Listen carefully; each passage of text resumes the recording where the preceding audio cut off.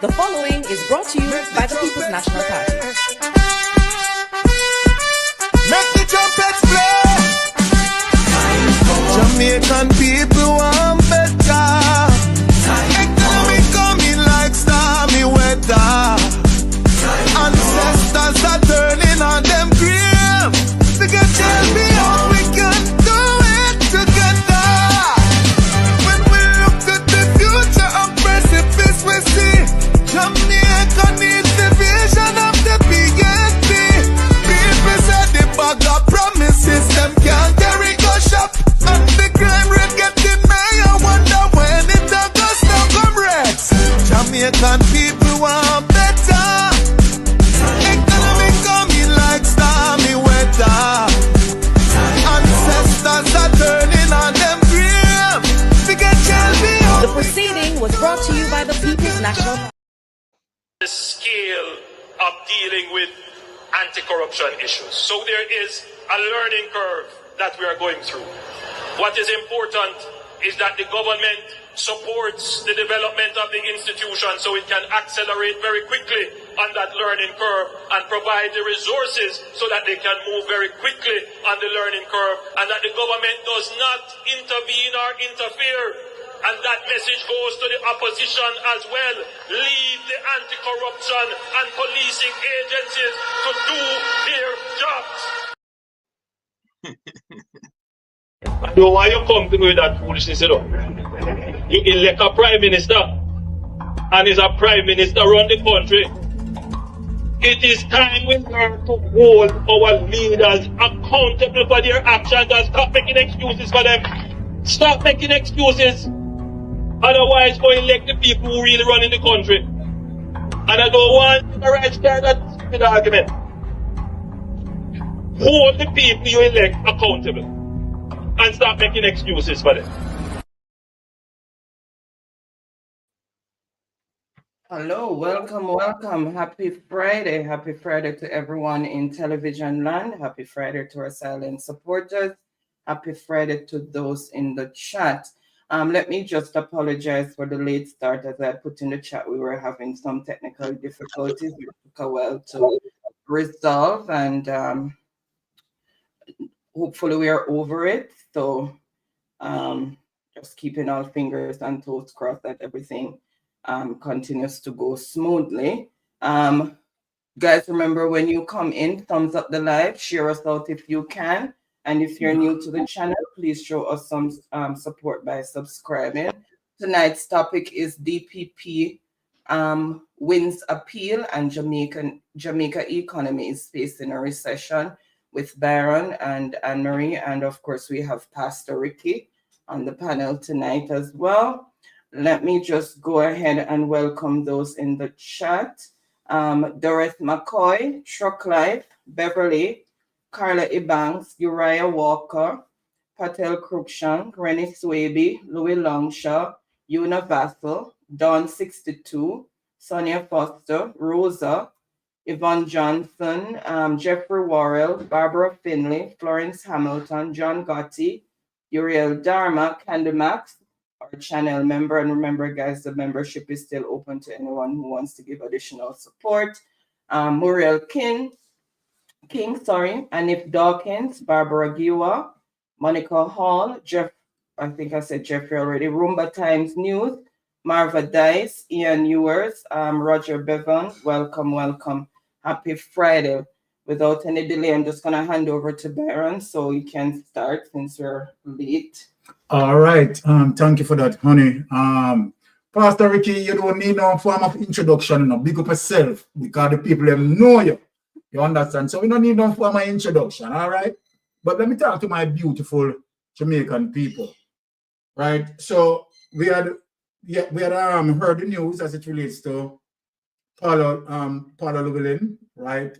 Being successful in terms of her appeal, and we are going to discuss that. But let me say this, right, to Jamaica, to all Jamaicans, right, locally and in the diaspora, right? It is not over as yet. So, and let me say this to Paula Llewellyn, right, that you need not to give no form of praises, because what I'm going to say tonight which is, of course, reality, right? And then it doesn't mean that Paula Llewellyn is going to return to the office. Not yet. Not so fast, Paula Llewellyn. Interesting days ahead. So let me say that, right? I mean, the court had made its decision, and respectfully, we accept the court decision. However, Paula Llewellyn, right, what I'm going to speak about, right, we know that you need to anticipate what I'm going to speak about. So then first, we are going to read through the information as it relates to Llewellyn stays as DPP.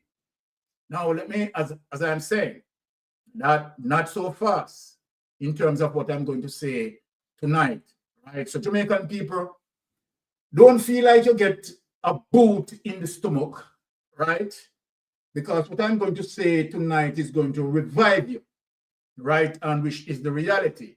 The DPP, of course, know that that is the reality, right? And other lawyers who are in the, in the square as well, right? So let us go through the report and then we speak what needs to speak. I'm going to give Pastor Ricky the opportunity to meet and greet his people before we get into that. You know how we do our things around here, right, Pastor Ricky? Yes, sir. Thank you, Sir Byron and Lady Anne-Marie, Mystic Sensation family. God bless you all. Happy Friday. I'm excited. It's a great day, and this is the day the Lord has made. So I want to say thank you to everyone who support Mystic Sensation and everyone who follow me on TikTok, IG, YouTube, Facebook, and X, former Twitter, at Pastor Ricky Music. We're in for a great program tonight. Fasten your seatbelt and get ready, get ready, get ready, get ready. Amen. There you go. Fasten your seatbelt, people. As what Pastor Ricky said. Thank you, Pastor Ricky, for that contribution there. And of course, you have told them the right thing. They need to fasten their seatbelt in terms of what I am going to say, right? And so then, right, Paula Llewellyn, I can say to her, right, it is not a jollification, right? So don't go ahead and start to be merry, all right, in terms of what I'm going to come with. Now, let us get into the report. I really want to say big thanks to my wife to be, sorting out certain technical difficulties that we had. And I want to say big up to Wayne Lonesome, right? Because I have to, we had to call man in the wilderness and said, look here, Wayne, we are having some problem. We're having some technical difficulty. Wayne, push us through the technical difficulties. And I tell you, you understand that, that is how we prove, that sort of brotherly love between myself and Wayne Lonesome, right? And the man pushed back his program. Let me say to people, the man pushed back his program to help push us through, right, the technical difficulties. So my brother Wayne, salute to you every time. All right? Yes, brother. You understand? Blessings. Now, so without any delay, let us get into the first topic of the day, the Jamaica Observer, and read it. And then, of course, we are going to break it down for the people. All right. Honey, once again, thank you, honey, for such a hard work. No, right. So, Llewellyn stays at DPP. Yes. Correct? Right. All right. Let me just make sure it's been shared because. Okay. Thank you. All right. So Llewellyn stays as DPP. Not so fast with that word in there. Government wins appeal. And again, all right. The appeal court on Friday ruled that the Constitutional Court erred in April when it struck down the second bar of the 2023 constitutional amendment extending the tenure of Paula Llewellyn as Director of Public Prosecution. In the summary judgment handed down moments ago, the appeal court panel led by Justice Christine Straw said it had determined that upon the promulgation of the Amendment Act, the incumbent DPP automatically benefited from the extension it granted. And let me explain something here. based on what they are saying, based on the amendment that Andrew Holness uses 49 members of parliament to do that amendment, right? She ruled on that basis, right? Now, so we are going to discuss further after we finish read this. Furthermore, the panel disagreed with the stance of the Constitutional Court that such an extension would require agreement between the Prime Minister and the opposition leader. Now, the appeal court said the 2023 amendments to the new section, right, subsection 2, subsection 1, which increased the age of the retirement of the DPP from 60 to 65, and section 2, subsection 2, which gave the right to the DPP to elect to remain in office despite the role of the Prime Minister and opposition leader signed by the Constitution regarding an extension of tenure were valid. In 2023, the government, through a majority vote of both houses of parliament, pushed through amendment to section 96 subsection 1 and 121 subsection 1 of the Constitution. The amendments through a new section, section 2 subsection 1, increased the age of the retirement of the DPP from 60 to 65 and added a new section, subsection 2 subsection 2, giving the right to the DPP to elect to remain in the office despite the role of the Prime Minister and opposition leader assigned by the Constitution regarding an extension of tenure. Take that away. Let me talk to the people, honey, and go through with this. Now, ladies and gentlemen, let us break this down. First and foremost, right, let Mystic Sensation say, as it relates to all of the people in Jamaica, both locally and in the diaspora, right? We are encouraging that the opposition party, in the interest of the people of Jamaica pursuing justice, we want the opposition, let me say this tonight, we want the opposition to appeal the case via Privy Council. So then, Paula Llewellyn, we want a stay of execution on that judgment. We, the people of Jamaica, right, in the pursuit of justice, we are asking the opposition, right, party, we are asking Mark Golden, right, to pursue as it relates to a stay of execution. We are seeking an appeal to the Privy Council. And so then, Paula Llewellyn don't feel that he has the right to step back in the office. The people of Jamaica need justice. Now, where you have, right, where the Constitution, right, had definitely stated what it stated, and the opposite, and the incumbent government uses majority, right, to overturn that, to amend that, in order to allow Paula Llewellyn to stay in office. So let us break it down for the people.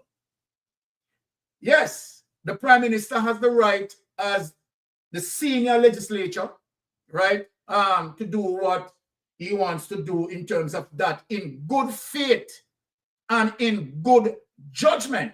Let us say that. But here we are, as it relates to the way Paula Llewellyn had been ruled, right, as it relates to showing her political biasness, right, as it relates to what we, the people of Jamaica, believe that Paula Llewellyn make decision to favor this government. Now, we are saying, based on those conditionality, even though the Prime Minister uses 49 to overturn that within the Constitution, it giving us reason, right, now to go to the Privy Council as it relates to the Privy Council final judgment. Now we are asking for, of course, a constitutional guru, like, of course, none other than ISAT Buchanan, right, who knew the Constitution, I mean, like back of his hand, right? We know that ISAT Buchanan had been there, done that, right? And an expert, as it being the expert as it relates to Constitution. So we are asking also, right, that, you know, the People's National Party, right, must, you know, pursue, right, with the level for the justice of the Jamaican people. Majority of the Jamaican people believe that Paula Llewellyn extension serves to protect Andrew Holness's administration as it relates to the level of corruption that he has been investigated for, nepotism, cronyism, and skullduggery.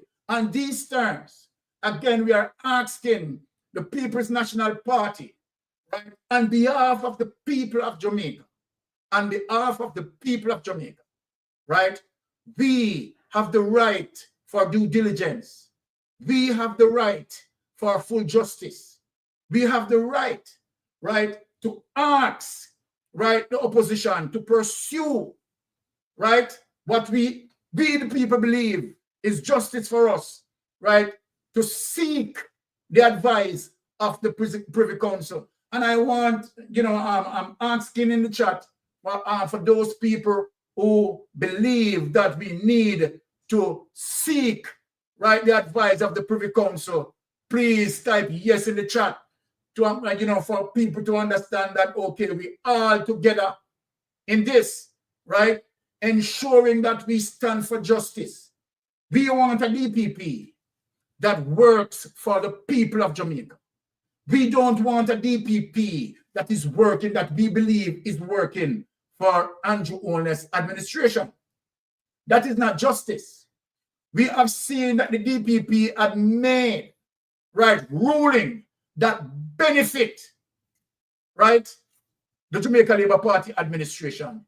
Even when the DPP admitted that there is clear wrong. Let me remind the DPP of the case.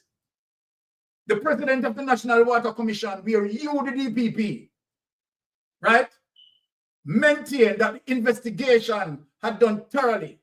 The investigation had done justifiably, right? And the charges that were laid were justified. However, you said as a result of the time lapse for it to get into the court, you rule, you stop the case to proceed, right, to say that it is statute bar. You did not give the judiciary a chance to make a decision on the case. We have one of many of these cases, right, that we have the reason to go to the Privy Council. We have seen Patrick Bailey. Let me give the People's National Party all the rights, right, that we seek to go to the Privy Council. We have seen where Patrick Bailey, someone killed in Patrick Bailey's house, got 21 stab wounds, right? And even now, Patrick Bailey has not been interrogated, and the DPP, right, had not just forward into that case. So then we are saying, based on these signs and these examples, right, and these red flags, we are asking, right, the People's National Party. We are begging the People's National Party. We want our social media to light up. We want our social media to energize around this situation, to keep Paula Llewellyn out of the office. We seek to have a stay of execution where that judgment is. And so then we can appeal the case, you understand, to have Paula Llewellyn stay out of the DPP office. It is our constitutional rights. It's the people's constitutional rights that if we believe that a court had made a ruling and we believe that the ruling is not fair and just, that we need to seek the ultimate court to make that decision, right, to appease, right? We will be satisfied with whatever judgment made by the Privy Council. We will agree with whatever judgment made by the Privy Council. But under Andrew Holness's administration, and where the court made that decision, we accept the decision, but we don't agree with the decision.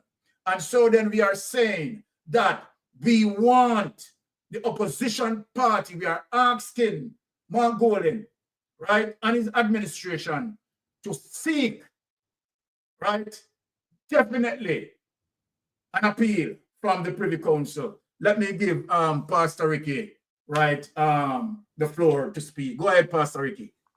Yeah, thank you, Sir Byron. God bless you. You're welcome. I'm not a spokesman for the People's National Party, but I am a Michael Manley-Eitzen, a comrade. So my views and my opinion is solely my personal opinion on the matter. So I just want to put that out there.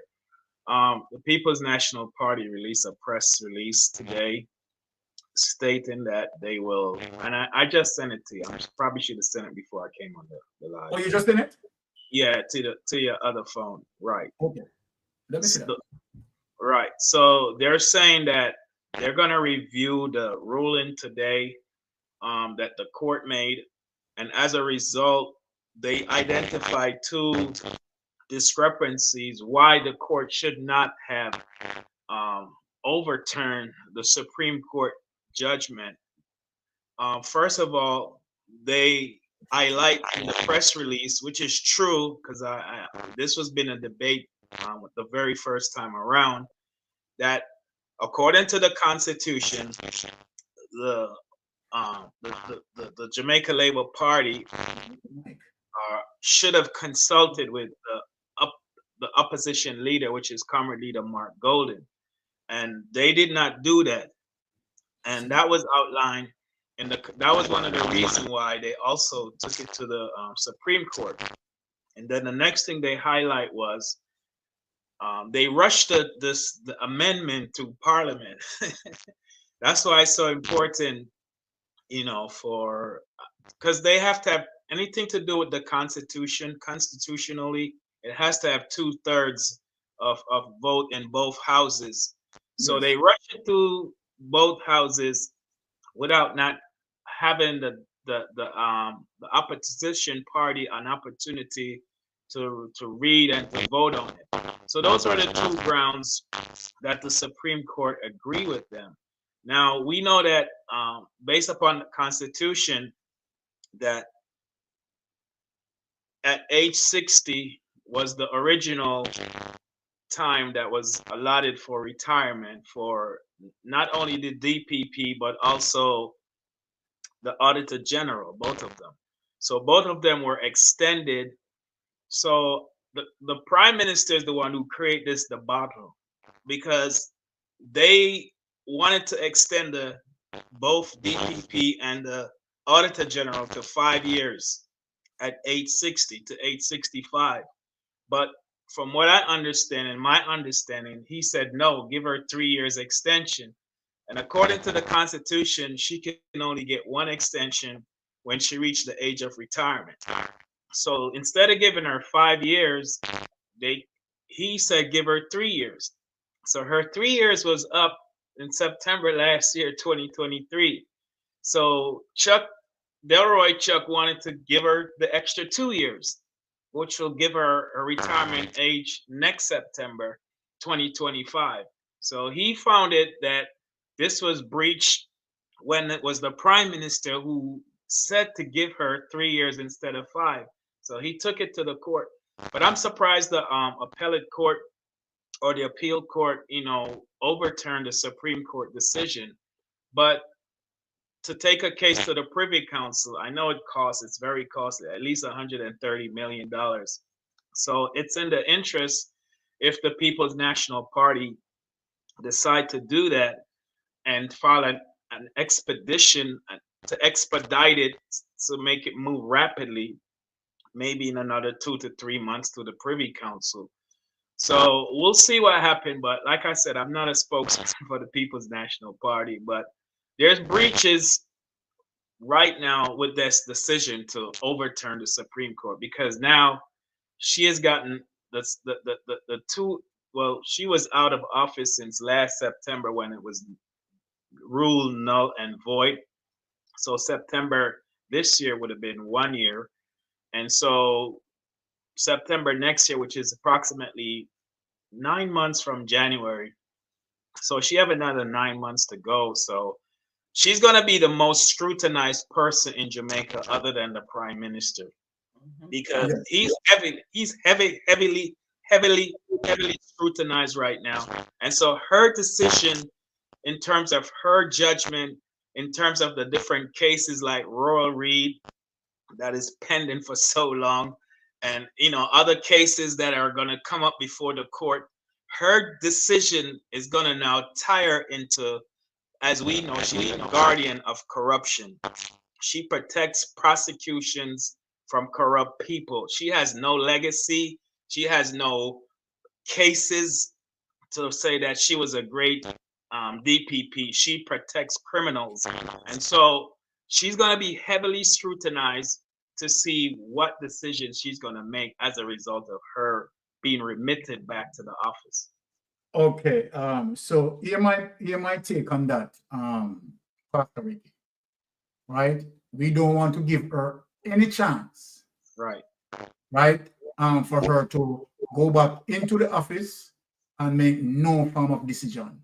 Right. We have understood based on decisions that she had already made, right? That displeased many of us. Right. So we don't want to give her a chance to get back in there.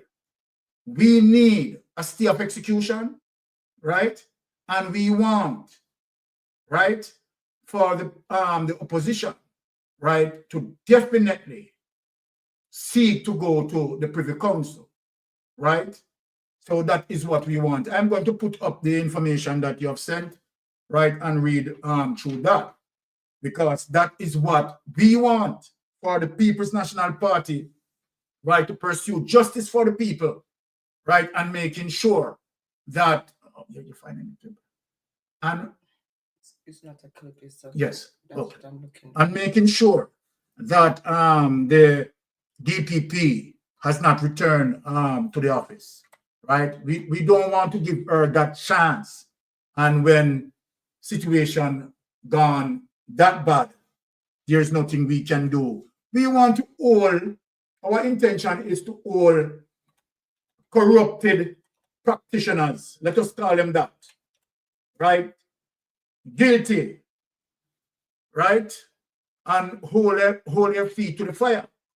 Simple means that we want to make sure that the people get justice. The people get justice. We look and see what happened to SSL as it relates to persons who invest, right?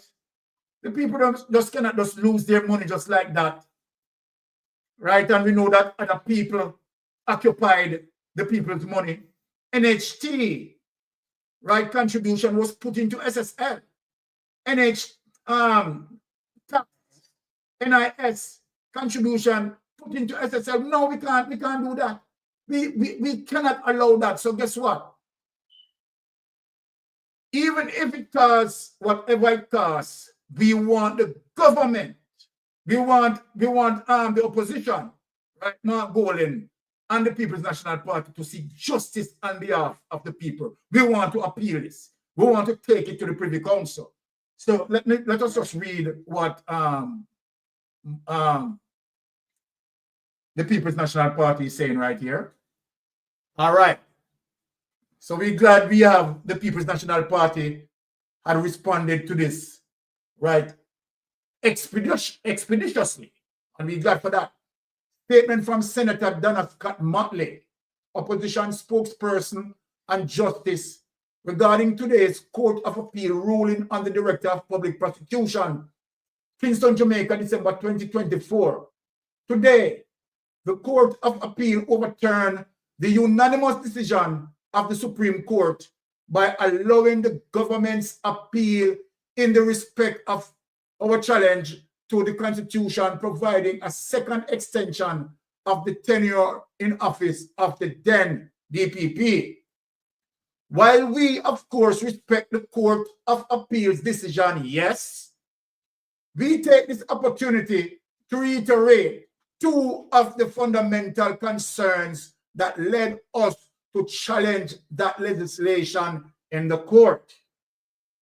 The government's enactment of constitutional legislation without any consultation with the opposition on a matter concerning a particular sensitive office, coupled with the unprecedented haste to pass it through the parliament without proper review or any prepared debate, amounted to a pernicious abuse of power, inimical to good governance in a constitutional democracy. Based on what I'm reading here now, it seems like I'm seeing signs that the People's National Party is going to take this to the Privy Council, and will be rightly so. The government's approach was all the more egregious, given the constitutional reform process that was then underway, which was completely sidestepped by this rushed constitutional change.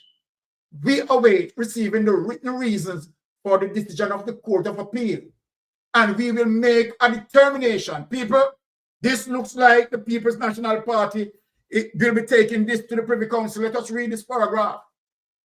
We await receiving the written reasons for the decision of the Court of Appeal, and we will make a determination as to any next steps once we have had an opportunity to review those reasons.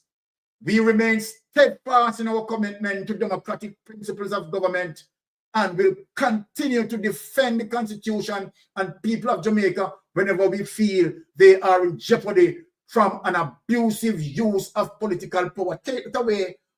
Take it away, because I'm feeling good. I am feeling good. I am feeling wonderful. Yes, I am feeling happy.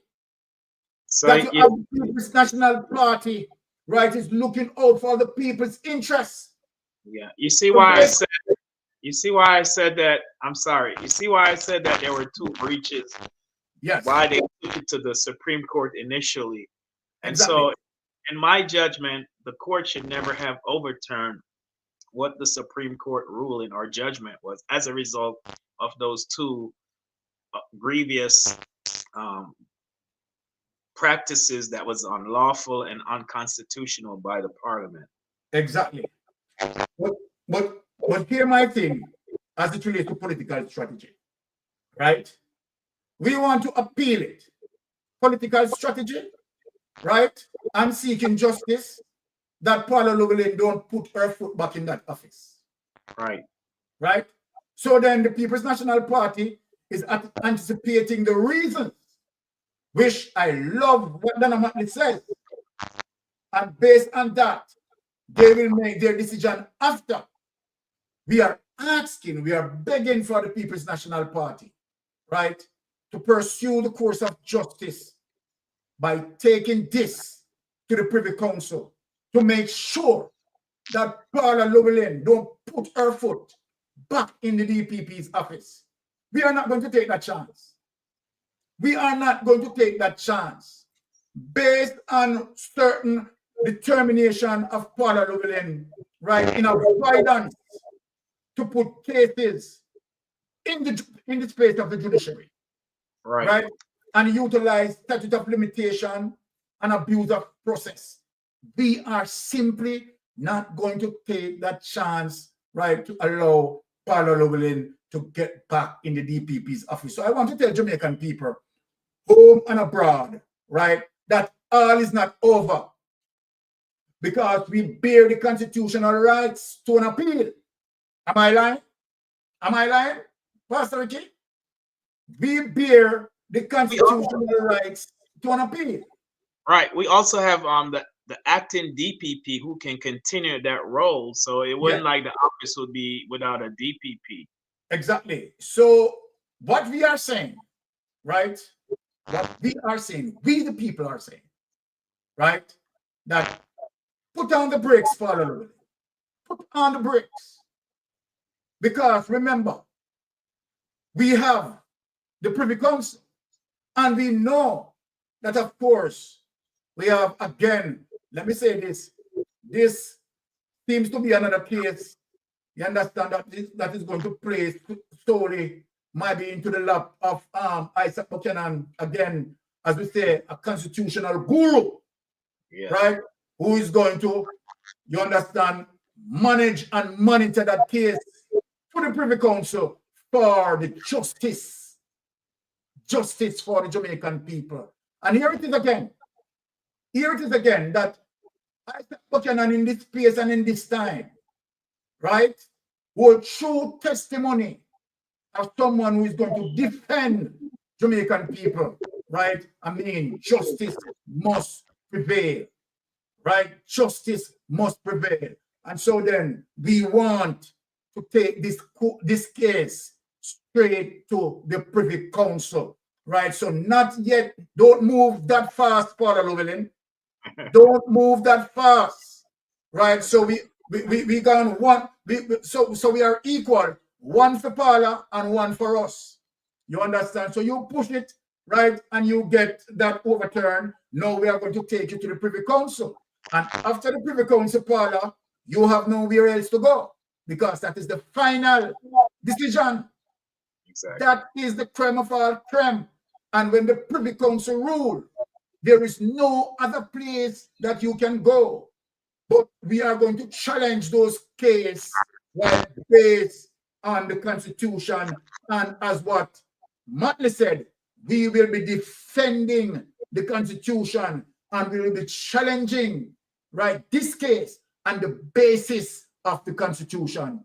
That is where we are going.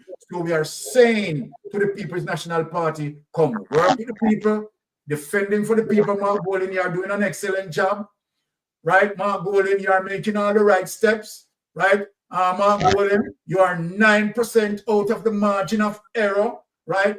Look here, no look behind, right? No look behind, comrade leader. You are moving in the right direction. And comrade leader, continue to defend the rights of the Jamaican people, comrade leader, because we are 110% behind you, comrade leader. Right. To defend the rights of the people. So this is no celebration for Paula Llewellyn. Paula Llewellyn, you better join the party in Trelawney. Figure he that Rimproco.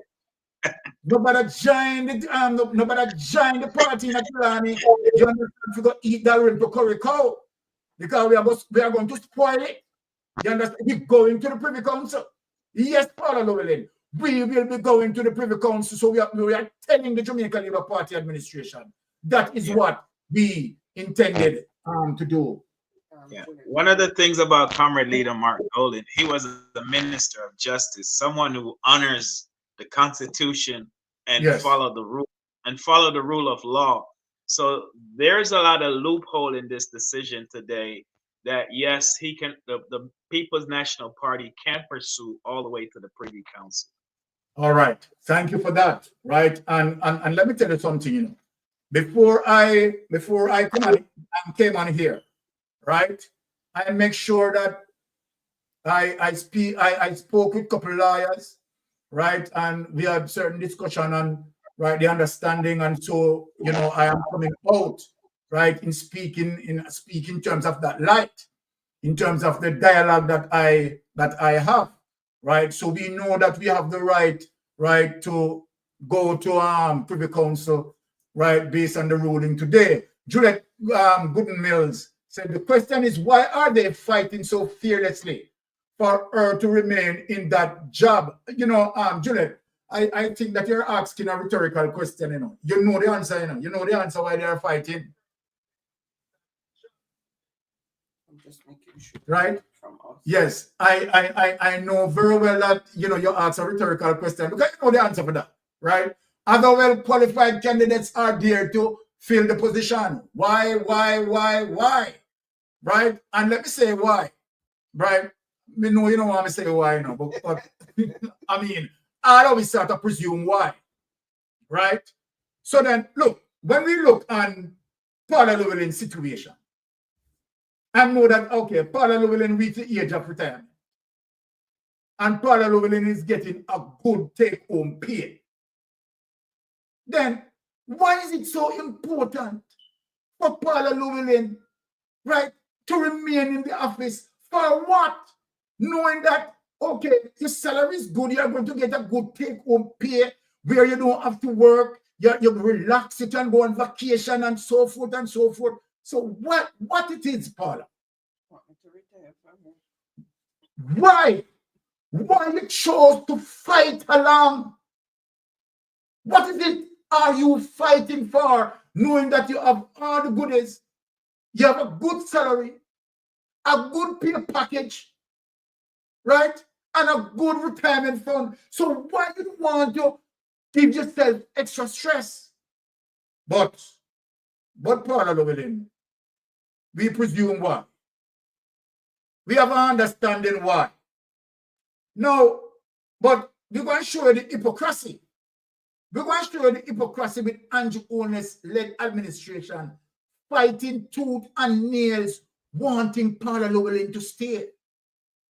But yet, the very same Andrew Holness administration fighting tooth and nail want to get rid of some of the Integrity Commission investigators, including Pantan. So people look at the hypocrisy.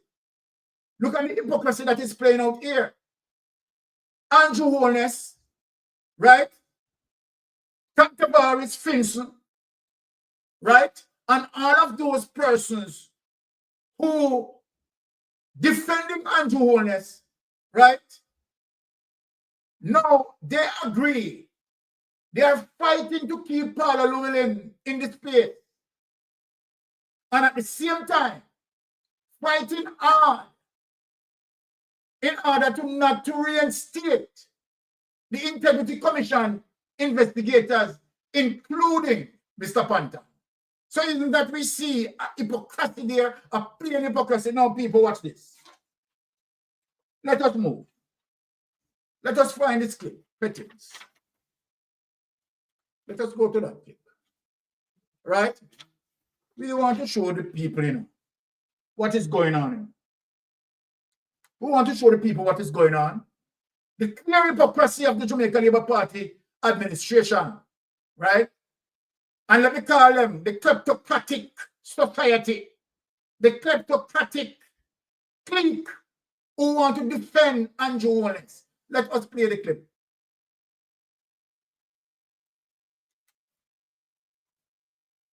Then Tom Tavares Finson has raised eyebrows with his comments about yesterday's editorial in the Gleaner, which called for the retention of the chairman of the Integrity Commission, retired Justice Seymour Panton.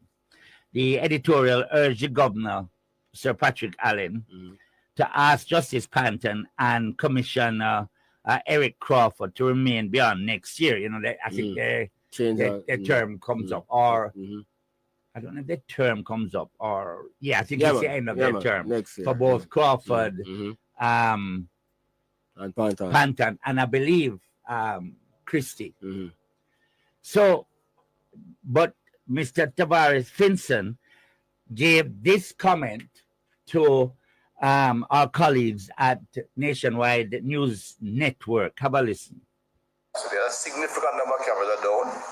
And the mere fact that the Gleaner has endorsed the reappointment of Mr. Panton and Mr. Crawford to the Integrity Commission, the fact that the Gleaner has done so tells you everything that you need to know. So Tom Tavares Finson, President of the Senate, seems to be calling out or certainly ascribing a motive to the Gleaner for other than wanting to see maybe continuity in the thing. I've asked him about exactly what that meant, and he suggested I figure it out. And we tried to get an insert from him, but none was forthcoming. So what he wanted to figure out? As to what the Gleaner's motives may be, or why he's suggesting that. So what is in his opinion is the Gleaner's motive? Well, he's suggesting that the fact that the Gleaner is calling for the retention tells you everything you need to know about the Gleaner. The suggestion being that the Gleaner is biased, I suspect. Yeah. No. But who appointed those people? Stop that. This is the heights of corruption, people. This is what now we confirm as a kleptocratic clique. Yes, a kleptocratic clique within the Jamaica Labour Party administration. So then let me ask, to the fact that, right, persons, right, communicated that, okay, Mr. Panton, Greg Christie, and others are doing an excellent job and wish for them to be reinstated. Tavares is saying something wrong with that. Something wrong with that. So Tavares want to imply that also the Gleaner is political, and the Gleaner, you understand, is defending the People's National Party. Now, I am telling you where Tom Tavares is going in. Now, so let me ask Tom Tavares. So now, Tom Tavares, let me spring the kind on you. To the fact that Andrew Holness is fighting tooth and nail to give the DPP an extension. Don't it should tell you something? Eh? Talk to me now, Tom Tavares. Because you think that you alone gifted with brain. Eh? You think that you alone gifted with brain and other people gifted with peanut. So let me ask you a question, Tom Tavares. You said to the fact that the Gleaner person who communicated an interest to see the reinstatement of Mr. Panton and Greg Christie because they are doing an excellent job. You are saying that. You understand the Gleaner is political because that is what you are saying. And the Gleaner, the persons who are saying it, are defending the PNP. Now, let me ask you a question now, Tom Tavares. Now, to the fact that you, and along with Andrew Holness and the clique, wanting to see this DPP, right, get extension beyond extension, right? The people should, well, the Jamaican people are not to look at it as nothing.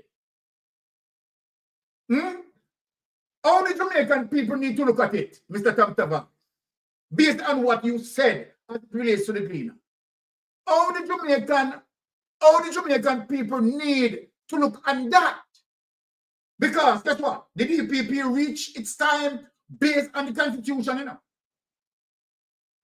Based on the Constitution. And you don't see anything wrong where your leader and all of you, right, the 49 members, seek to overturn that Constitution using your 2/3 majority. You don't see anything wrong with that. You don't see anything wrong with that. But people now within the Gleaner is seeking, right, to say, okay, we need the reinstatement of these men because they are doing a solid work. Now, let me tell you something. Let me tell you something in a Tom Tavares. It is not only, you understand, persons in the Gleaner. We have St. Lucia prosecution team applauded the Integrity Commission. If you never know that. You have people outside of Jamaica, other countries outside of Jamaica, applauding the Integrity Commission. So you and your evil deeds and your corrupted deeds, and you want to double down in your corruption to protect Andrew Holness. So let me ask a question. Let me ask a question, Tom Tavares.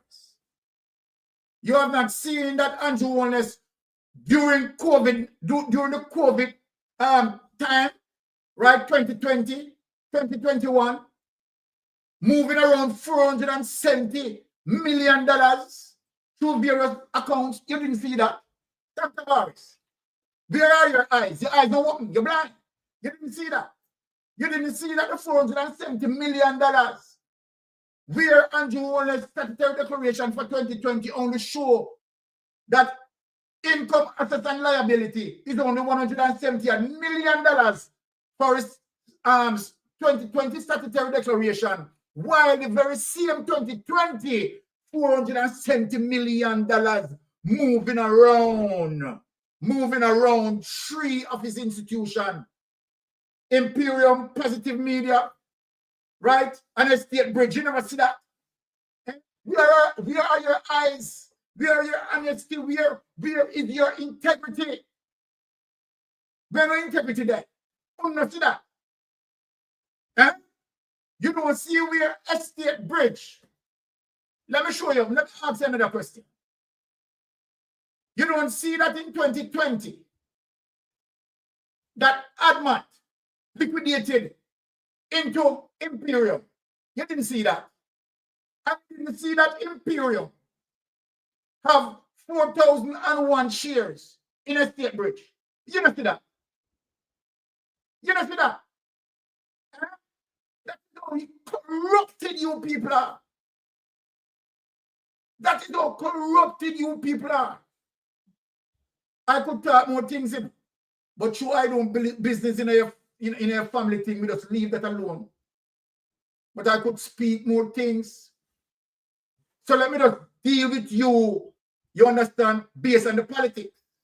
But I am saying that you came out, right, accusing the cleaner to be politically biased. That is what you are saying, that is what you are doing, Accusing the cleaner to be politically biased because persons are defending integrity. So then, what you plan to do now? Burn down the entire Integrity Commission, that they are evil, they are out to get Andrew Holness, because that is what you and your colleagues are saying, that the Integrity Commission, just imagine, 2 years consecutively, that Andrew Holness applauded the Integrity Commission investigators 2 years consecutively, that they are doing an excellent job. But all of a sudden, that the Integrity Commission investigators now have Andrew Holness under the microscope and said, no, man, the statutory declaration that you submitted, right, you need to justify how you come by your wealth, and you can't do that. He lied to the statutory, the Integrity Commission, because what he filed in 2020, we are going to ask him as it relates to the 2020 statutory declaration showing Andrew Holness total assets, income, and liability at $174 million. So then tell me now, in 2020, between 2020 and 2023, when you have $470 million running all over the place, how that is not reflecting on the 2020 statutory declaration? Because you think that we have peanut brain and only you have brain. You think we have peanut for brains and only you have brain. You are a set of corrupted people. Corrupted to the core. Now let me show you what you want to do. Right? You want to burn down the Integrity Commission. But before I go there, Pastor Ricky, jump in and say something. Yeah.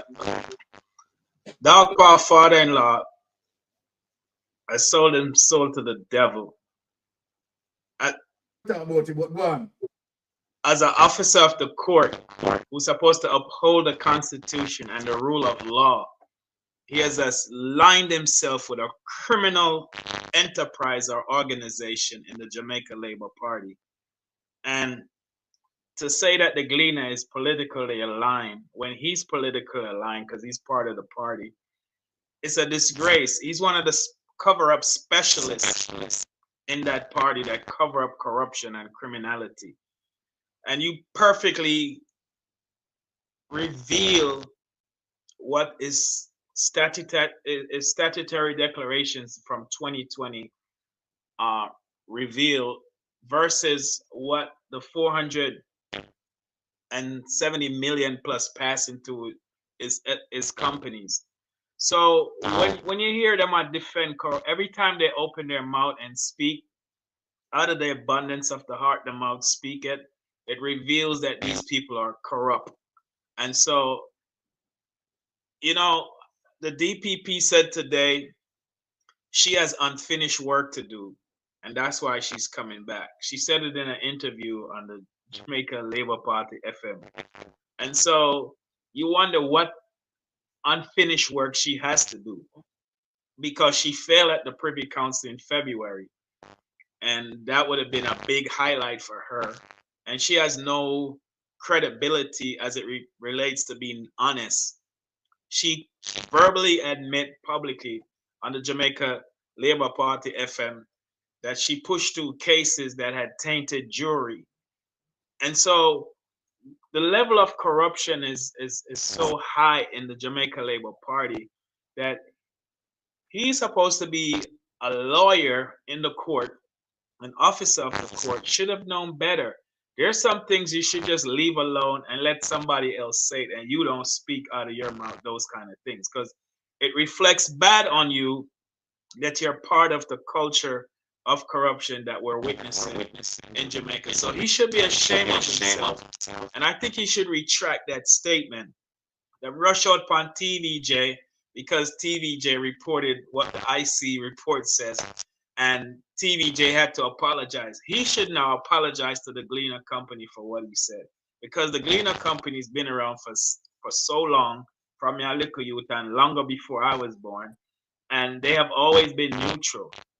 But they don't like when the truth come out. They want to shield and protect the truth, so the truth doesn't manifest, so people can be aware to make informed decisions. So it's just show the level of corruption in all of them, all 49 of them corrupt body.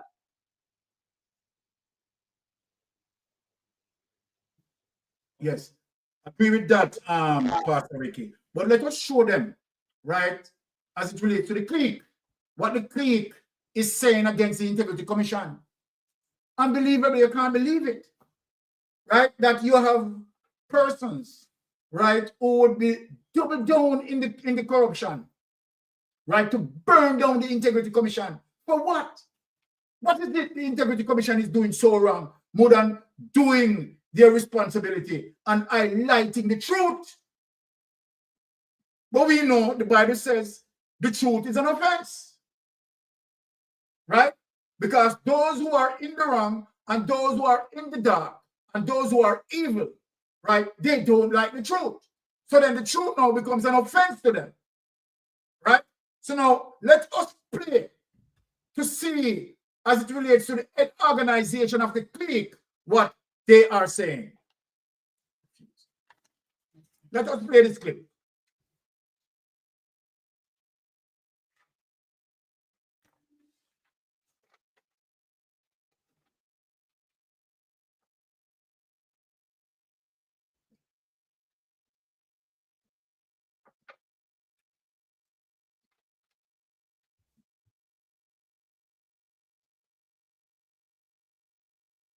Are they out to get wholeness?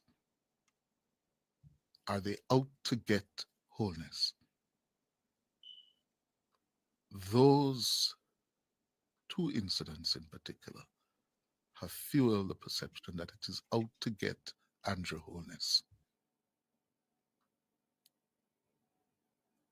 Whether fairly or not, that is the perception, that they're out to get him. It's a no integrity commission. It's a no integrity commission, as one man said to me yesterday. It's no longer the IC. It's the NIC, the No Integrity Commission. And I don't know how we're going to fix it. The Integrity Commission, as of this moment, has effectively provoked polarizing views and attitudes in the country. Half of the population convinced that it has become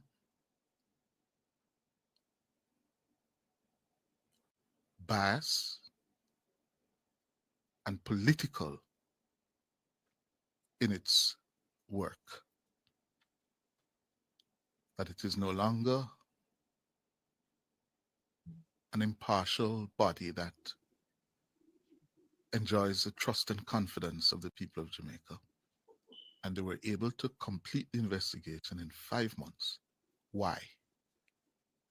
In an organization where, by their own admission, they have not been able to do half of the work they're supposed to be doing. And I say that because when you occupy such positions like the Integrity Commission, it is important that you conduct yourself in a way that is seen to be fair and judicious. It can't be seen that you are out to get whoever it is, whether he's a private. It's more important and of more moment because he's a prime minister. That's where the commission finds itself this morning. And I've had reason to say it in February 2023 with how they handled that report. Subsequently, and now it is a pattern. Are they out to get wholeness? Are they? Are they out to get wholeness? Are they out to get wholeness? Take it away. Nothing gonna hear. Take this away. Now, my Jamaican people, no, this is serious. This is no laughing matter. No laughing matter. And as Bola Vianar said, look who is talking about bias and political. Now, Bola, I want to ask him something. I'm going to ask him something right now. This piece of, I want to maintain my sanity tonight. But this piece of poll riders, according to what Wayne Lonesome is showing, poll rider. When I see him on the poll, we shall when I put ice up. Right? I'm going to have to ask Wayne Lonesome to show the poll. This piece of poll rider. Now, let me ask Cliff Hughes something. Cliff Hughes, you said, you asked a question, are they out to get wholeness? Now, this is what you call the political red meeting. Political red meat showing to the base. No, hold on. You remember when Cliff Hughes accused Dayton Campbell of certain remarks that Dayton Campbell made to say that Damian Campbell, right, is exposing him, right, for attack. Now, here is this man shaping it up, putting the IC Commission investigators' lives at risk for political fanatics. If you don't say that, you are shaping a narrative for political fanatics in the Jamaica Labour Party to view the IC as such enemy that they're out to get the Prime Minister. So Cliff Hughes, what you are doing is careless. It's really dangerous. Now, let me ask you a question now, Cliff Hughes. You said half of the population convinced that the IC is biased and political. Cliff Hughes, let me ask you a question. Have you done a poll? Where is the statistics? Let me ask you a question, Cliff Hughes. I am going to show people as it relates to what you are doing. What you are doing is extremely dangerous. And you need to apologize to the Integrity Commission officers because you are setting up their lives. You want them to be attacked. You want for political fanatics to attack them. That is what you are doing, Cliff Hughes. So if you don't know, that is what you're doing. Let me fix sensation telling you based on the narrative that you are shaping here tonight. You want the political fanatics to see the IC as a threat, that they are out to get Andrew Holness. Cliff Hughes, what you are doing is dangerous. And I'm calling upon PSLJ to talk to Cliff Hughes. I am calling upon the umbrella group of churches to talk to Cliff Hughes. Cliff Hughes is beating a trumpet of violence against the Integrity Commission, Jamaicans, you see. So I am asking Cliff Hughes, where is your statistics? Where is the polling that you have done that said, okay, yes, half of the population, what you have said in the Cliff Hughes. The population of Jamaica is roughly about 3 million people, you know. And you are saying 1.5 million people is saying that the IC is politically biased and the IC is out to get Andrew Wallace. Is that so? Where is your burden of proof, Cliff? Let me ask you tonight. I want to find out if there's, you don't have anyone responsible anymore in the media, in mainstream media, to say, Cliff, you are wrong.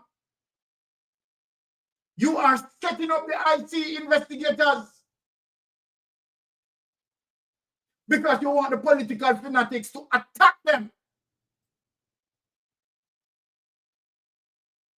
Right? That is what you are doing, Cliff. Your statement is careless. Your statement is reckless. And you need to apologize. You need to take back that, Cliff. All of social media need to galvanize around this. Cliff, you need to apologize to the Integrity Commission and you need to take back that. You cannot be setting up people's lives. Right? What are you saying? Half of the population convinced that the IC is biased and political. Where did you get that data? How did you come by that data? Eh? I want for you to run out tomorrow morning and show us that data. Where did you get that data? I can tell you, right? Based on people commenting around social media, most of us are agree that the Integrity Commission is doing a great job. Even Andrew Holness, 2 years consecutively, admitted that the Integrity Commission investigators are doing a good job until they have him under the microscope. I mean, when the Contractor General, right, pursue Azan, isn't that Andrew Holness found that the Contractor General was right in pursuing Azan? Isn't that when the Contractor General pursue Azan because of breaches? Isn't that Andrew Wallace, along with his minions, agreed that the Contractor General was right? And where you claim that you're not going to be sitting in the parliament with someone who admitted, right, of breaches. Isn't that what you said, Andrew Wallace? Is to show you how hypocritical and dangerous you are. Nothing what comes out of your mouth, Jamaican people believe. Majority of Jamaican people, right, based on what we are getting here on social media and talking to people, right, they know that most of what you speak about, right, are lies and deception from out of your mouth. And here you are, you have Cliff Hughes, right, who's supposed to be responsible, who know very well, right, that the words that he had spoken out of his mouth, right, is really very serious in terms of how you have political fanatics. You understand? Will cement that view and see the Integrity Commission investigator as an enemy. But Cliff Hughes want them to be attacked. It is fundamentally wrong what you have done, Cliff Hughes. Right? And you need to apologize, right, to the Integrity Commission. It's very serious in terms of what you are saying. You are saying that half of the population convinced that the IC, right, is biased and political. Where did you get that? Where did you get that from? Have you done a poll? Where did you get that from? But these are the venomous lies that you speak. Now let us move on in the program. Right? You have anything to add on that, Ricky? Yeah, thank you. So the IC released a press release earlier this year that says that he's been getting a lot of death threats. And this is clearly evidence that he is sponsoring threats and anger, as you well stated, to perpetrate that the IC is the enemy, when the IC is constitutionally, dually doing their job that they were appointed to do. In 2019, we have the video of the Prime Minister saying that leave the IC alone. Them knew, because this was a year after they went into commission, and even the opposition must leave them alone. It's the evidence is clear that he supports the IC. Last week, Monday, December the 9th, was the Anti-Corruption Day, International Anti-Corruption Day around the world. Pastor Ricky, hold up there. Hold up the Pastor Ricky. Let my wife support with the clip. Play the clip. Okay. They like to support what you're saying, Pastor. The scale of dealing with anti-corruption issues. So there is a learning curve that we are going through. What is important is that the government supports the development of the institution so it can accelerate very quickly on that learning curve and provide the resources so that they can move very quickly on the learning curve, and that the government does not intervene or interfere. And that message goes to the opposition as well. Leave the anti-corruption and policing agencies to do their jobs. Now, Pastor Ricky. Yes, sir. So how can go ahead? So how can the IC is targeting someone who supports the IC? How come the IC is out to get someone who brags about the work the IC is doing from 2019 all the way up until now? The fact of the matter is that he did a lot of financial irregularities that the IC exposed in their report. And so now it's like a youth with the crime in the streets, when the police grab him start blame the police, them say them not like him and them are target him. But if you weren't doing wrong, there would be no reason. He's not the only one that the IC investigates. Comrade Leader Mark Golden, statutory of declaration has been approved every year, including this last year, 2023. So he's the one that falls short, or is weighed in the balance and found wanted, as we normally said. So what Cliff Hughes is saying is Exhibit A in a criminal court proceeding against, if anything should happen to the IC commissioners, he already implicated himself trying to protect the Prime Minister by appealing to their deplorable base, appealing to their demoralized base. Remember the Prime Minister saying, people with education are call him and ask him if the things with them are here is true. And him I wonder why people would have believed what them are here, deceiving his own base, his own supporters. So everybody's talking about what the Prime Minister did wrong. Nobody's talking about what the Integrity Commission is doing. They're doing their job. They were appointed by Parliament through legislation, the act that was passed in 2017. So all of them are cover-up specialists for the Prime Minister and the things that he's doing wrong. And they're implicating themselves directly and indirectly and don't even realize it, that if anything should happen to any one of these commissioners, he might have got answer to the court just as well. For the input. Now, we are going to go into the further corruption tonight, right?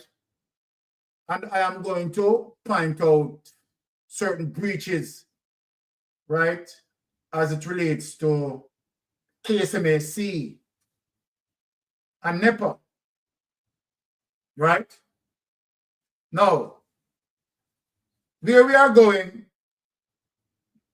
right, if the KSMAC, particularly Andrew Swaby, the mayor, has no awareness of the case that I am going to present tonight, we want the mayor to look in this particular case that I'm going to talk about tonight. Because we know that as it relates to estate bridge breaches, The case that I'm going to present tonight have more egregious breaches than estate breach. And so then from the IC can look into estate breach. Then the Integrity Commission ought to also look into this case that I'm going to present tonight. But before I do that, I am going to read the KSMC report that confirm building breaches, and then I present the case that I want Swaby, and I want the Integrity Commission investigators, to look into this case that I'm going to present to them. People, I am not joking around here. You understand? We are talking about holding the government accountable, checks and balance, honesty and integrity, good governance we are maintaining, you understand, around here. Now, so let us get into that. KSMC report confirms building breaches. Let us get into that.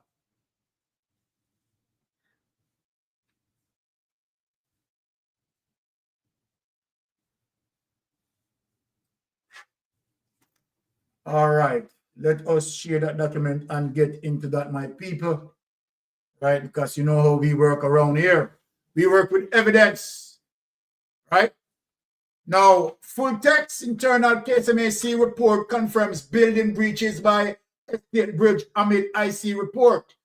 Wednesday, December 18, 2024. Mayor of Kingston, Andrew Swaby, says a report from the Chief Engineering Officer at the Kingston and St. Andrew Municipal Corporation has confirmed that permit breaches were made by Estate Bridge Holdings Limited in the construction of an apartment complex in Beverly Hills, St. Andrew. Swaby noted that the Estate Bridge applied to the KSMC seeking to regularize the changes. On the same day, the Integrity Commission tabled its report and an investigation into breaches by the company in Parliament. So if you have no breaches, why not run for the correct? Yeah.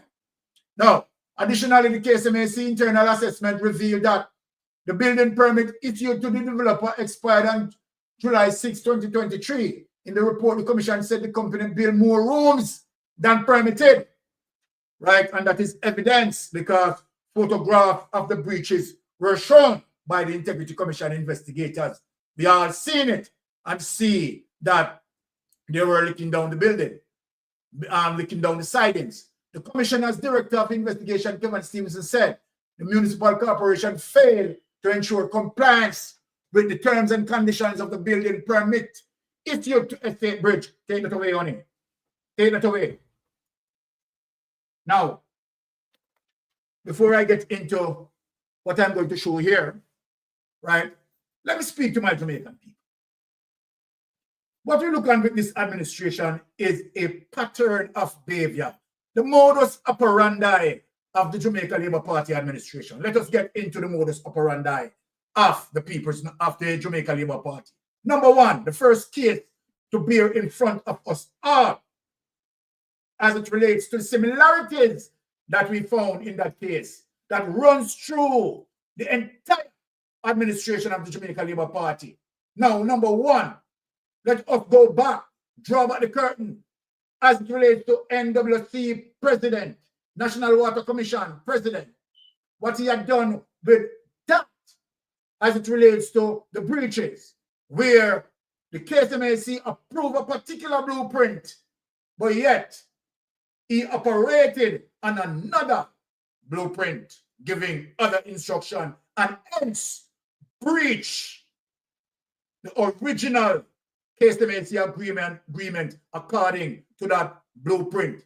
Now, what we have seen, when we think that we have a DPP who would have fight, tooth and nails for us, defending the rights of the people, defending justice. The DPP sat and wait until time lapse. That the DPP in a seminar, which we all knew, we all heard We played it here and heard the DPP that it's only an astute prosecutor, a prosecutor who is wise, who is prudent, would have worked in tandem with the investigator, worked hip to hip with the investigator, to carefully dot all the I's, cross all the T's, and bring a case forward to prosecute that case. We heard that from the DPP. But yet, the DPP, as it relates to the NWC president, did not do that. None of the prosecutors in the DPP office seek to understand that the time is essence and the time is important to ensure that the work being carried out, anticipating the time, but they all sit in limbo and waiting until what? Time lapse. And then the DPP came out to say, oh, you know, the charges brought forward by the investigators are legitimate. The investigators have done a fine job. However, we are not going to proceed because time lapse. Hence, the case is statute bar. That cannot be justice for the people. Justice delayed is justice denied. The DPP did not, or prosecutors within the DPP's office chose not to work in tandem with the investigators to ensure that statute of limitation will not execute. But they all sat there and wait until statute of limitation applied. Now, the DPP, to show even at the last interest, should have said, okay, let us put this case into the judiciary and allow the judiciary to make its determination. But what the DPP had done, the DPP had inserted herself and prevent the case from going into the judiciary. Now you tell me, people, that the DPP would have known about the statute of limitation, did not advise, neither the DPP or prosecutors in the DPP office did not advise that, look, we have a statute of limitation time to observe, and we want to prosecute on the people's behalf. Let us work together to ensure that the statute of limitation don't execute. And we put the case into the court. So, Paula Llewellyn, you need to come out and explain that to people. Are you, Paula Llewellyn? Let me ask you a question now, Paula Llewellyn. Are you decided that you are going to sit and you are going to wait? Now, we the Jamaican people know now that you are fully aware of the statute of limitation, which is the time is 12 months. So let me ask you now, Paula Llewellyn, are you not going to advise your prosecutor? Are you not going to have a meeting with your prosecutors in your office and say, going forward, let me put this into your lap now, DPP. Going forward, we need to observe the statute of limitation and we need to work in a timely manner because justice delayed is justice denied. Are you not going to be on that part? Are you not going to be on that pathway? Be the prosecutor for Jamaica and not be Andrew Warner's prosecutor. You are Andrew Warner's protector. You are protecting Andrew Warner. So let me ask you this question. Are you not going to observe that statute of limitation is important? You understand? Are you not going to work with the investigators or encourage your prosecutors to work with the investigators to anticipate that statute of limitation not being utilized so that you can put the case into the judiciary. Are you not going to do that going forward? Let me ask you a question. Because that is one of the reasons why we are going to seek the Privy Council, you understand, for an appeal. These are situations that need to be reported on. Right? No one, we are no fools around here. We the people demand justice. We are no fools. No. So then Paula Llewellyn, having Mystic Sensation said that, I don't want you to exercise statute of limitation on this case that I'm going to present to you. Because this time, my Jamaican people locally and in the diaspora, I am going to present a case tonight, right, to Jamaican people. And I'm going to ask Mayor Swaby, right, to make sure that this case, right, put into work on and put into the judiciary if it needs to go into the judiciary. So we are going to present this case tonight, right? And we are going to watch, right? And we are going to see if the prosecutor don't see this case. And let me advise that also I want the Integrity Commission investigators to look into this case that I'm going to present tonight. And I'm asking the investigator if they are oblivious of this case. Mystic Sensation is going to make them cognizant of this case tonight. So without any further delay, honey, lift it up. Let us go to Lee's flat. Let us visit up at Lee's flat. You let us visit up at Lee's flat. Yes. Lee's flat development. Let us get into that.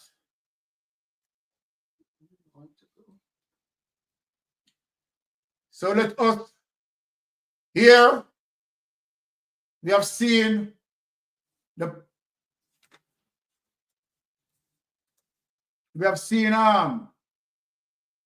units that Juliet Owens is building at Lee's flat here.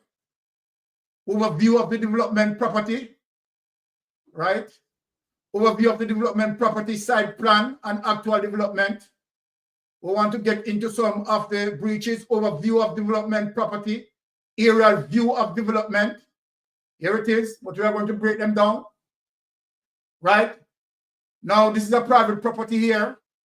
And based on the first diagram, you see where they want to put the road as it relates to the red marking. Can you imagine? Don't have no respect for the people's property. But let us move on. Now, matters of concern, right? Let us look on this. Matters of concern, land use and infrastructures. Matters of concern, habitable rooms per acre, total acreage 2.6. Applicable regulation, 30 habitable rooms. Now, look at these people. Expected for regulatory compliance. They are showing it in the people. Expected for regulatory compliance according to the blueprint. 78 habitable rooms, right, at 2.6 acres. 69 habitable rooms at 2.3 acres. 95 habitable rooms at 3.616 acres. And 120 habitable rooms at 4 acres. Now, remember what we are dealing with, you know, right? We are dealing with 2.6 acres. People, I am showing you, right, the habitable space as per acres. No want you to understand the drawing that's showing up. So the question, the acreage that involved here on the mouse, 2.6 acreage. That involved 30 habitable rooms per acre, expected for regulatory compliance, which is 28 habitable rooms, right? Agency approval of record, 95 habitable rooms. Approval for record, 95. Now, remember now, that it based on the acreage size, right? 69 habitable for 2.3, 95 habitable for 3.16. Remember the people, me go back up here, so on a 3.16 she have only 2.6 acre. On a see there, 2.6 acre. But yet, she given 95 habitable rooms for 3.16 acre. And a 3.16 acre she having. But Miss Juliet Oldness never stopped there. Miss Juliet Oldness never stopped there, people. Look over on the right side. On the right side here. Indicative breach. Actual habitable rooms in excess of 120 rooms. Who don't talk to me now, people? Who don't talk to me now, people? See that? We know that. Indicative breach. Under that, actual habitable rooms in excess of 120 rooms and a total acreage of 2.6. Take that away on me. We just want to show that. Other breaches did there now, but we don't have no time for that. We just have to point out the main things. Mystic Sensation is pointing out the main things. That at 2.16 acres, Juliet Oldness now extend herself to 120 habitable rooms. And we know you're no bulldozer that rock up there yet. Huh? How we not see no bulldozer? How we not see no tractor that move up there so yet? Fill it down, fill it down. So then, I am only put that out there for the IC to catch on to that and have that investigated. Now let me talk to you, my good friend, one of my hard-working friends, Andrew Swaby, right? Very good politician, representing the people quite well. Mr. Swaby, we want you to have some focus, lend some focus, at least flat. Right? You see what I've shown there? So you need to check, right, with your reputable people as it relates to the breaches, right? As it relates to how much per acre. You understand that qualify the amount of habitable spaces and where you have seen that breach clearly. So then I am saying to you, Mr. Swaby, that please, that need to have some focus, right? And I'm also saying to the Integrity Commission to lend some focus on that as well. Come into the space, Pastor Ricky. Yeah, I agree with you. And so they should demolish her structure and she should be charged criminally for breaches of the permit. The permit that was issued initially did not allow her, it wasn't permissible for her to have over 120 rooms. She violated the permit. Now, I think we have to be remembering that there's still 7 IC report that is yet to uncover who those 7 members of parliament are. So I am thinking my spirit that the IC is aware of this, and that's going to be part of one of their reports that's yet to come. Yeah. So, I mean, it's not over yet till the fat lady say it's over. So I believe that she's in a world of trouble. And then the situation where she went and put it in the judiciary because she wanted to thief the lady land and build a road through the lady yard. which is a breach also, of the building permit. And so, she's in a world of trouble, and I'm waiting on the IC 7 members of parliament who's being investigated for illicit enrichment. Because to me, when we think of this structure in 2012, she didn't have any money for this structure. So where did she get this money from to start, resurrecting the structure and so forth? Because she said that this building structure, this apartment complex is going to cost $800 million. So where did she, in 2012, when the blueprint or the permit was issued, where did she get all that money from to start this work? So I am waiting to see the other 7 reports, and I think it's probably going to come out before February ends, before Justice Seymour Panton, if he doesn't get an extension, if they don't retain him, I believe that that will come out in the open for everybody to scrutinize and read through it, because this structure needs to be demolished. Amen. Yes, definitely. Right. I mean, it's it's in breach. Now, so we have a clique as it relates. So when we talk about the Andrew Holness administration, and the entire the corruption that is just so overwhelming, right? So we have seen, the similar breach as it relates to estate breach, right? Now we have seen the similar breach as it relates to lease flat. And let me just remind our viewers as it relates to the NWC president. Put up this. We could just go back and show that it is a very similar breach with the NWC president, Mark Barnett. Let us put up that and let the people ever read it. That the same thing that Andrew Holness did, the same thing that Andrew Holness' wife is doing, right?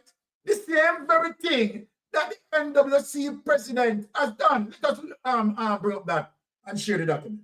Let us pull back the curtain and show people the pattern of behavior as it relates to this administration. Corrupted. Primetime News. And a special welcome once again to our viewers on onespotmedia.com. Now, first this evening, embattled President of the National Water Commission, NWC, Mark Barnett, has been sent home on administrative leave. The decision was made today following a meeting of the Board of Directors of the NWC. Now, Mr. Barnett, who has been embroiled in controversy for breaches of several permits in relation to his upscale apartment complex in St. Andrew. Anthony Lugg has the details. News that Mark Barnett was sent on administrative leave came sometime before 6 Friday evening. It follows mounting calls for his resignation following a damning report by the Integrity Commission. The document, which was tabled in Parliament on Tuesday, revealed that Mr. Barnett and his wife breached building, planning, and environmental permits for their development on Charlemont Drive in St. Andrew. In an interview prior to Friday's development, the NIA's Principal Director Daniel Archer said the matter was a glaring opportunity for the government to make clear that it stands against corruption. Remember, this report is coming from an entity that is sanctioned by law. So we can't go around the report because the report is coming from a lawful institution. Not accompanying that report by the appropriate actions from those who supervise him would simply be a flash in the space of the IC to say, we really don't have any value. We don't respect your report. TVJ News was informed that the decision to send Mr. Barnett home was made today following a meeting of the Board of Directors of the NWC. It's further understood that the 5 unions representing NWC employees had recently written to Prime Minister Andrew Holness to fire Mr. Barnett, claiming that the staff had lost confidence in his leadership. In its report, the Integrity Commission called into question Mr. Barnett's moral authority to lead the National Water Commission. Among the revelations, he disputed a bill of approximately $900,000 that he allegedly owes the NWC for sewage and other water supplies to his upscale apartment complex in St. Andrew. In the face of the contents of the reports, it does appear that he would have a challenge, even morally, in getting other people to comply with the request of NWC. The matter has been referred to the Director of Public Prosecutions for a determination on whether charges should be laid against the Barnetts, the Kingston and St. Andrew Municipal Corporation, and the developer. Anthony Lugg, TVJ News. Take it away, honey. Let us sit and us reason with our people in a very conscious way. I mean, we are just going to reason rationally. Now, you are going to tell me, right, as it relates to Andrew Holness' administration. The Prime Minister, I want people to get this. I want people to get this. That the Prime Minister hold 19 agencies under his responsibility, unprecedented, never done before. And one would believe that Andrew Holness have this ocean of talent that, you know, him alone can manage 19 agencies. But now we understand the reason why he abducted these 19 agencies with some critical agencies, right, under his portfolio, such as NEPA. So then, is the Prime Minister, based on what we have seen here, the pattern of the behavior, the criminality, that NEPA, that's fall under the Prime Minister responsibility, that when the Prime Minister breach, the Prime Minister is going to investigate himself. The Prime Minister is going to investigate himself. So we see, right, the high level of planning that the Prime Minister himself put into this. We see the premeditated action as to why the Prime Minister did not sign the Code of Conduct, because the Prime Minister was on a mission. Jamaica, open up your eyes. Open up your eyes. From the onset, the Prime Minister knew very well the atrocities that he was going to cause the Jamaican people. He knew very well. And so then you can understand the reason as to why he moved away from not signing the Code of Conduct. And only that he had not signed the Code of Conduct also influenced his men not to sign the Code of Conduct. The Prime Minister acted premeditatedly. Now let us prove and get into the actions of the Prime Minister. Admit that the Prime Minister, through Patrick Bailey, created in 2008, and where the Prime Minister also be a part of SSL in 2008. We have seen the illegal awarding of contract, the breaching of the procurement guidelines as it relates to Robert Gavin. Now the question what Jamaica need to ask, the first 4 properties ADMAT purchased, where did the Prime Minister got the monies from? Don't let us fool ourselves, people, and listen to Cliff Hughes, listen to Tom Tavares attacking the IC. Be focused. Stay with me tonight, people. Let us ask. ADMAT in 2008. Where, ask the Prime Minister, where did ADMAT got its monies from, you understand, to buy the first 4 properties? It was not about just tax evasion that Andrew Holness was doing.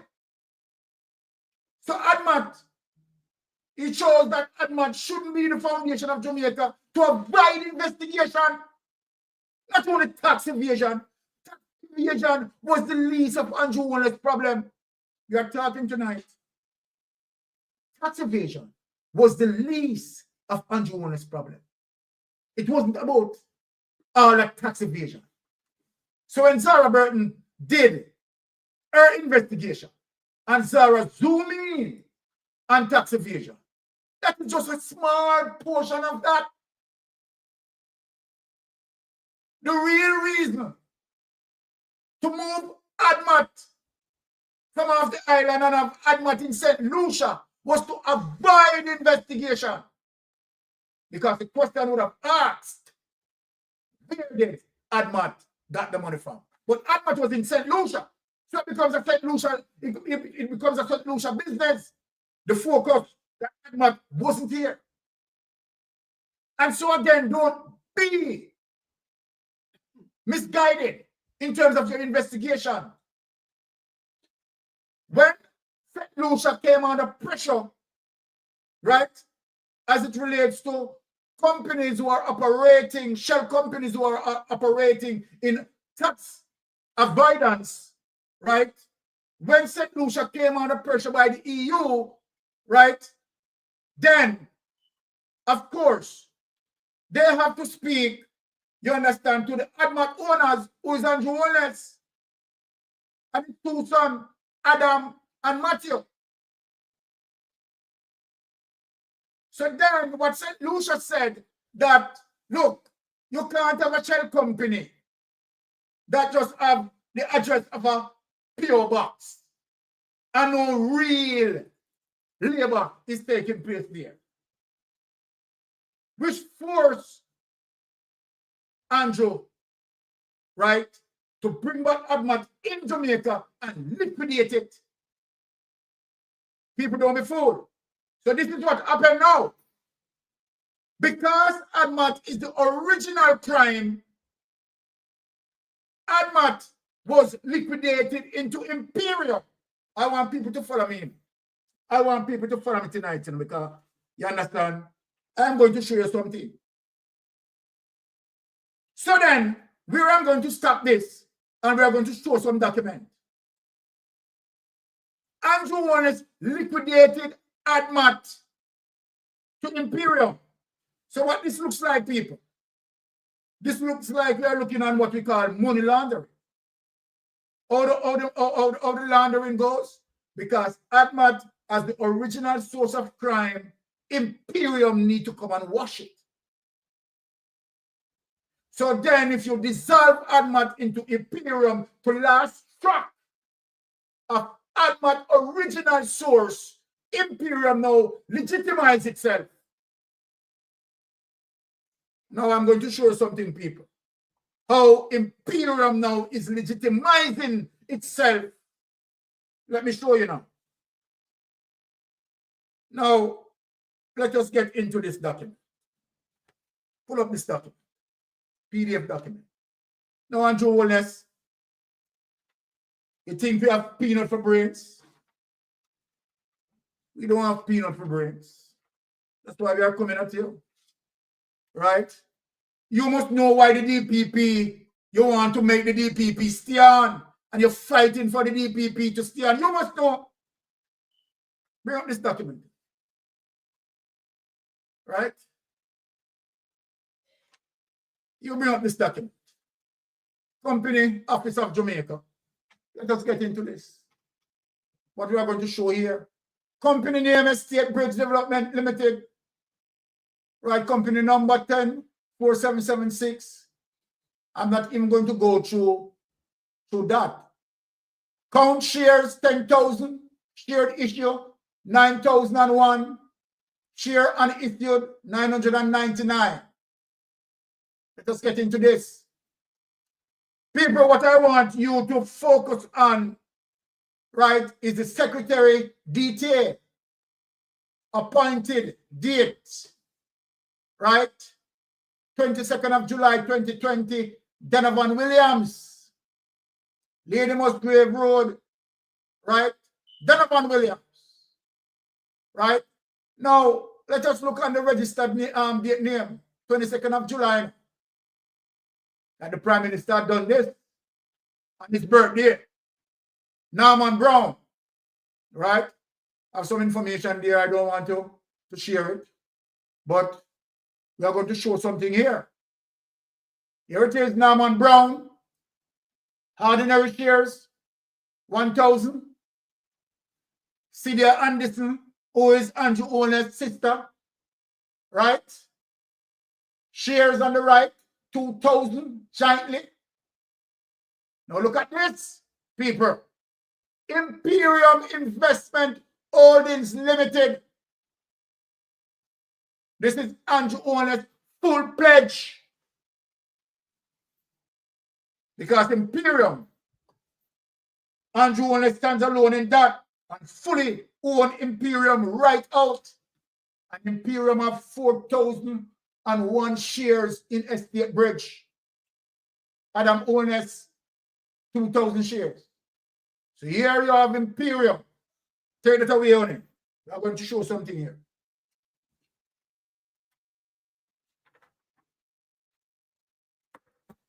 So here is the washing.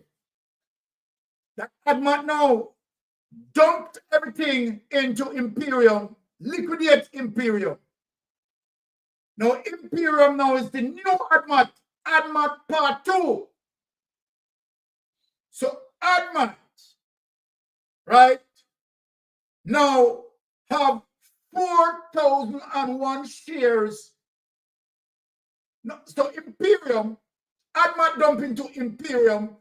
Imperium now have 4,001 shares. So this is how the washing now comes in now. What Estate Bridge is doing, Estate Bridge is dealing with land and building structures and so forth now. Washing, right, all the dirty money from out of ADMAT. So the washing start right in Imperium. Now Imperium now have 4,001 shares in ADMAT.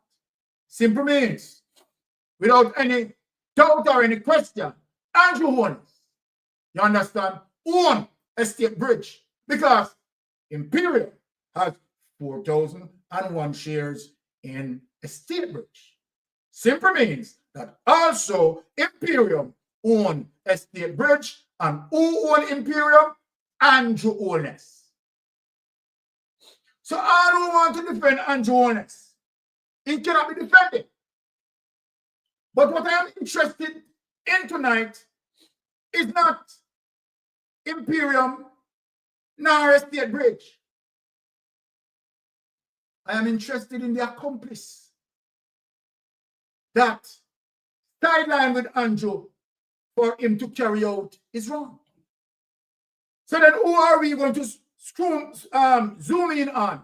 Of course, no other than Donovan Williams. Yes. Donovan Williams is the brother of Delroy Williams, who was once the mayor of KSMNC. See how that works? And now you have Delroy Williams, control KSMNC, Donovan Williams, the secretary of Estate Bridge, and definitely in Parliament with Andrew Owens. You see how that works? Norman Brown also pulled in, right? Norman Brown in charge of UDC. You see the corruption, you see the nastiness, you see the clique. You see the clique. Now I see the reason why. What's the reason why? Paula Llewellyn is pulling back into the space. So then, you have to understand how the cliques work. We are breaking it up. Now, let us get into what Zara Burton had zoomed in on some time ago before this revelation happened. Before this revelation happened with Estate Bridge, Zara Burton had investigated it long before. And what Zara Burton had investigated then, whoops, coming now, you have seen the revelation of it. Let me give you a room of what Zara Burton investigated long ago before the Estate Bridge revelation. without any delay, let us pull up this. MP Donovan Williams. We are showing the cliques tonight. Now, people, look at this. 18 degrees north investigation. And remember, people, this done December 28, 2023, long before, partially a year before this estate bridge issue. Dara Burton had investigated this from December 28, 2023. There's the evidence. MP Donovan Williams, another former director of Positive Jamaica Foundation, still tied to companies linked to the Prime Minister. Honest. Let us get into that.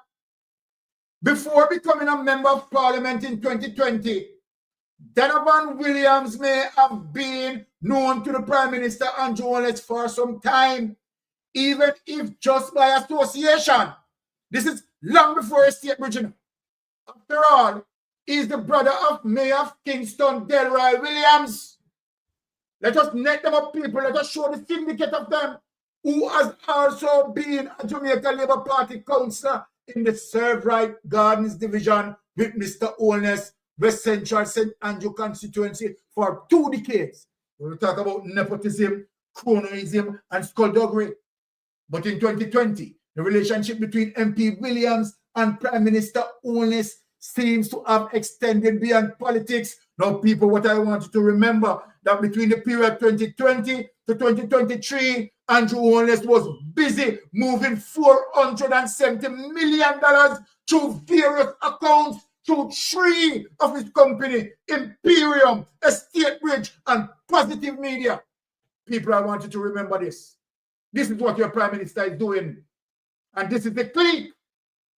That here, not only did the attorney become the secretary of 3 companies registered in 2020 linked to the Prime Minister Holness. People want to watch this. The 3 companies that involved bringing $470 million through those 3 companies, that this Donovan Williams has been a secretary for the 3 companies that ringing all of these money. That year, not only did the attorney become the secretary of 3 companies registered in 2020 linked to the Prime Minister Holness, but he also became a director of Mr. Holness Positive Jamaica Foundation Limited, where he served for a year. Let us get into the business. There he is, people. There he is. Bubblegum friend. There he is, Mr. Bubblegum friend and Mr. 28 accounts. This man is the secretary on 3 of those companies that mix up in the bangarang. MP Williams. Let us read. Despite having served as a director of both entities, different link that. Sorry. MP Williams and his role in companies linked to Prime Minister Holness. The companies linked to Prime Minister Holness and on which MP Williams served as a secretary, including what? Imperium Investment, people. Come on, let us hold it. Including what?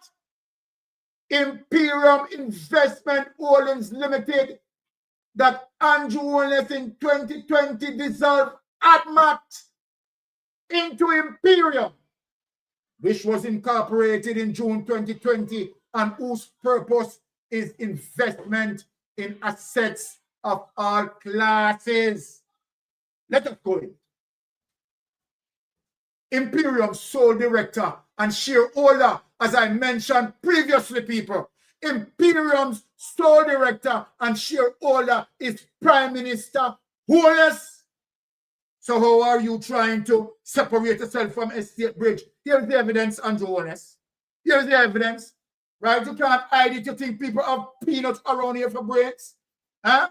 Do you think that we have peanuts here for brains? Here it is. Let us read it over again. Imperium, sole director and shareholder is Prime Minister Holness, who holds 600 of 1,000 ordinary shares. The remaining 400 shares are unallotted according to records at the Company's Office of Jamaica. So then you tell me now, Prime Minister Andrew Holness.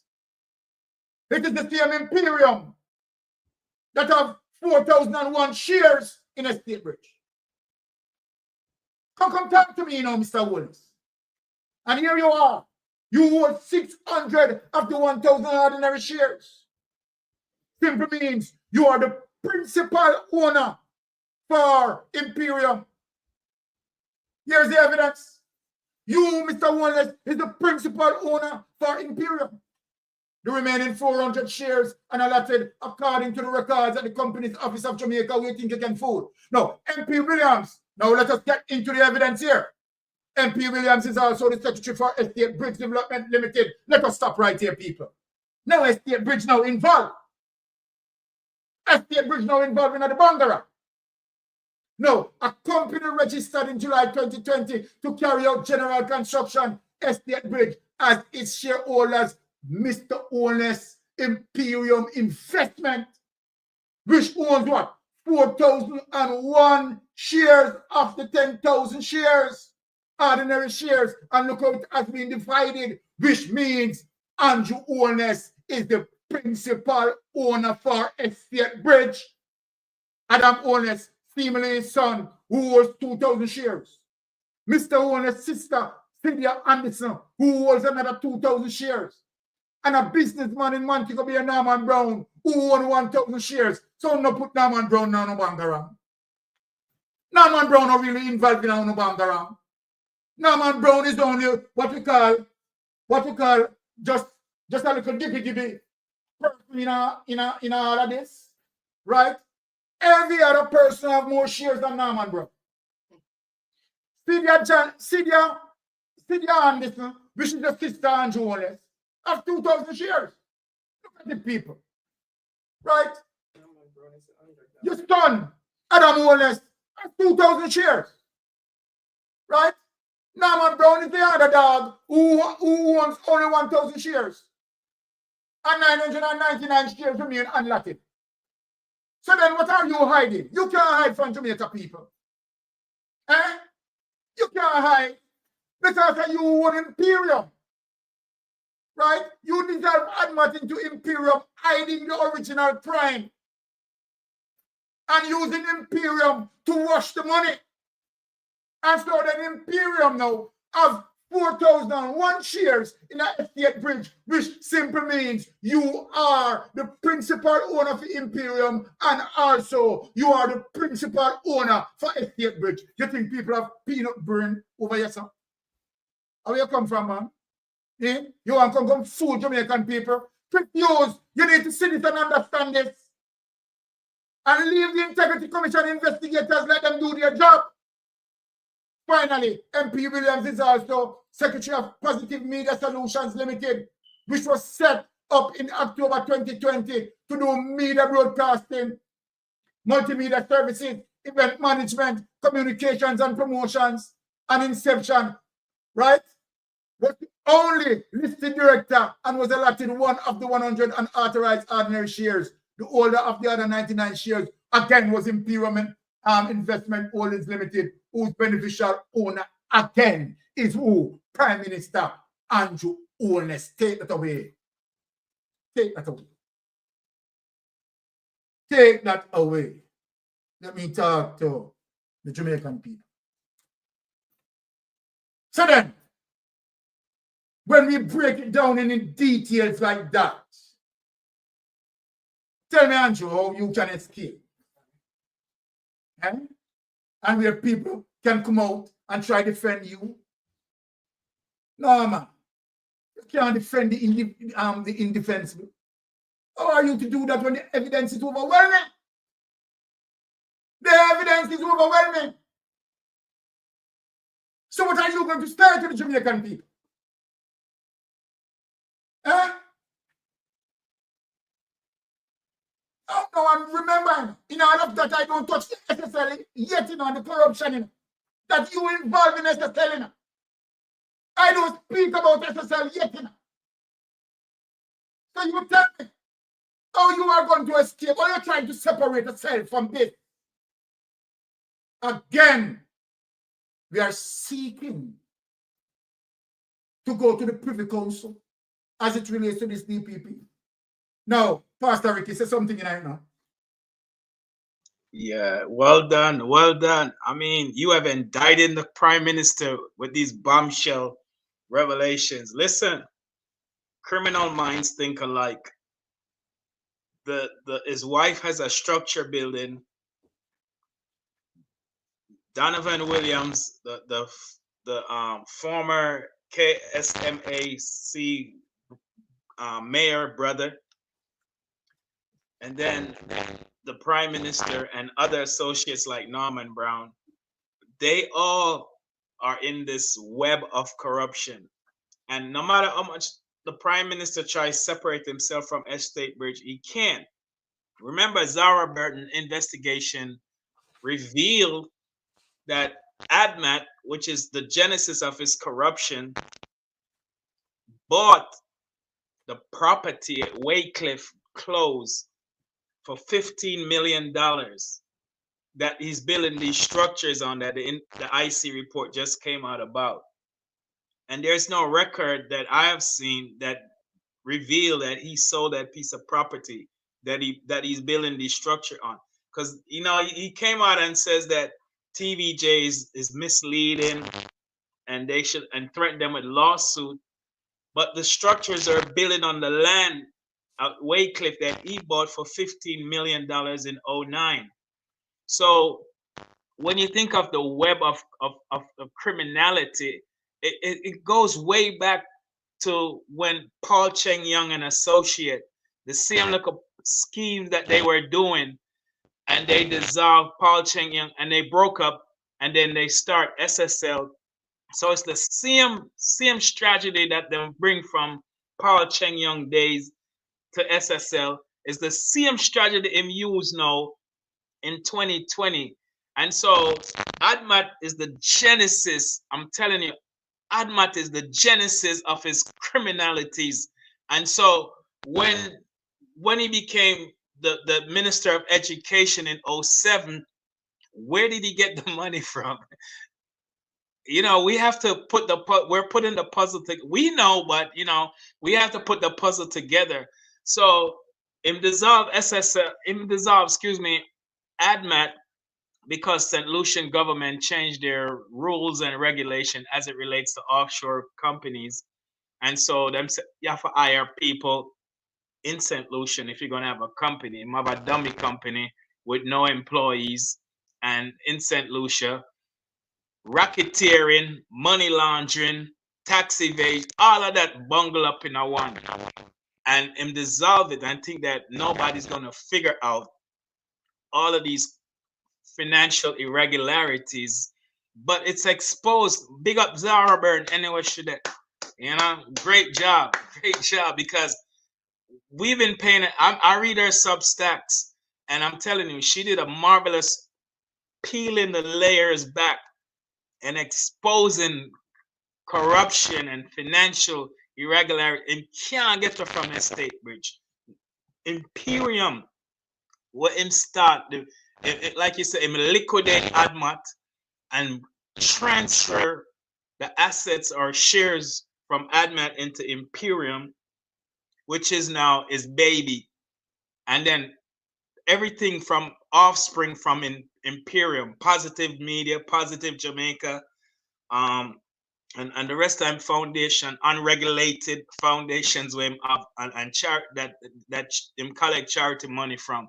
So when you look at the scheme, if him in America, prison him gone, I'm telling you, why you think we are saying him as a criminal? We're not yet the prime minister, but we are able to identify these irregularities, financial crimes, and you mentioned washing the money. And if I can just take one more minute, in order for money laundering to be effective, and we know that it has to go through 3 processes: placement, where he takes the dirty money that he didn't earn from his lawful income and place it in a financial institution such as banks. And then the second step is layering, where they begin to wash dirty money, like opening multiple bank accounts and shell companies and transferring funds around. So the way we see the 3,600 wire transfers going from different accounts, so that's the second phase where they're washing the money. And then the last phase is integration, where they now integrate the dirty money, make it become clean and integrated into the economy by building up huge buildings and apartment complexes. So the puzzle is right there, right in front of our face. It's solved.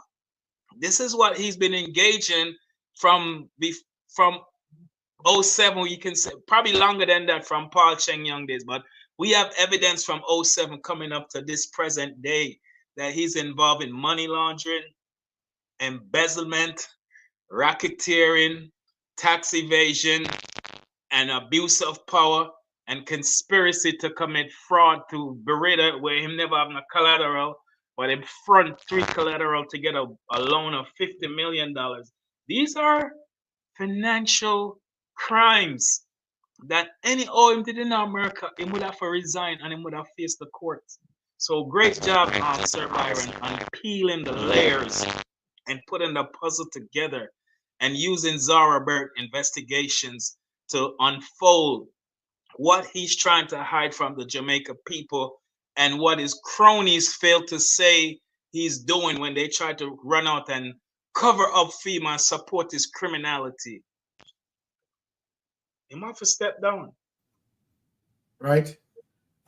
So what I'm going to do, I'm going to spend 15 minutes gap in terms of opening the phone line for persons to call in and interact. I mean, Mystic Sensation is in the space. Pastor Ricky is in the space.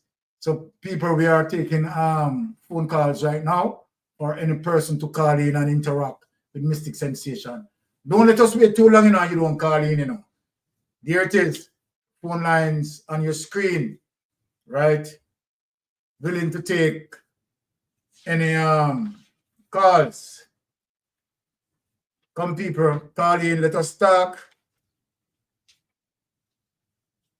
We know that we want to finish up a little bit early because 2 weeks and straight we don't have a Jeopardy. We make sure that we have in Jeopardy tonight. So right. So we are doing this for the Jeopardy people as well. Right, no calls coming in.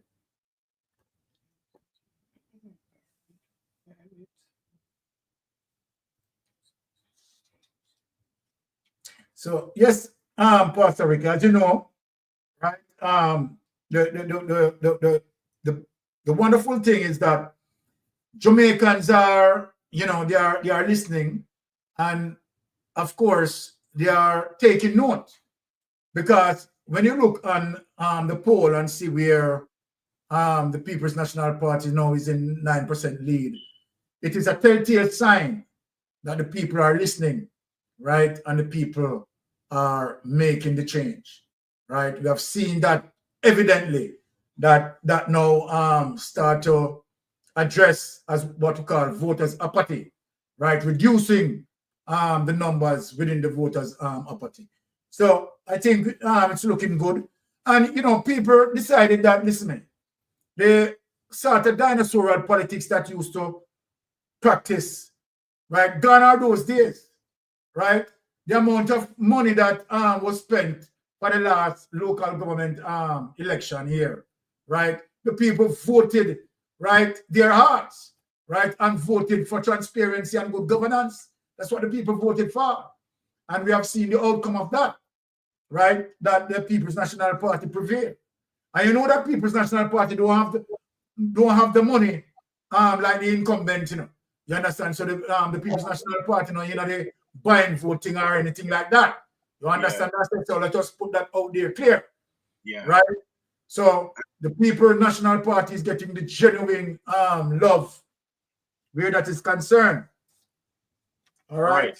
And that's why I support the notion that they need to take it to the Privy Council to stop this lady, because they fought past tense so hard for her not to demit office, to keep her in a position, because she's the guardian against them getting prosecuted.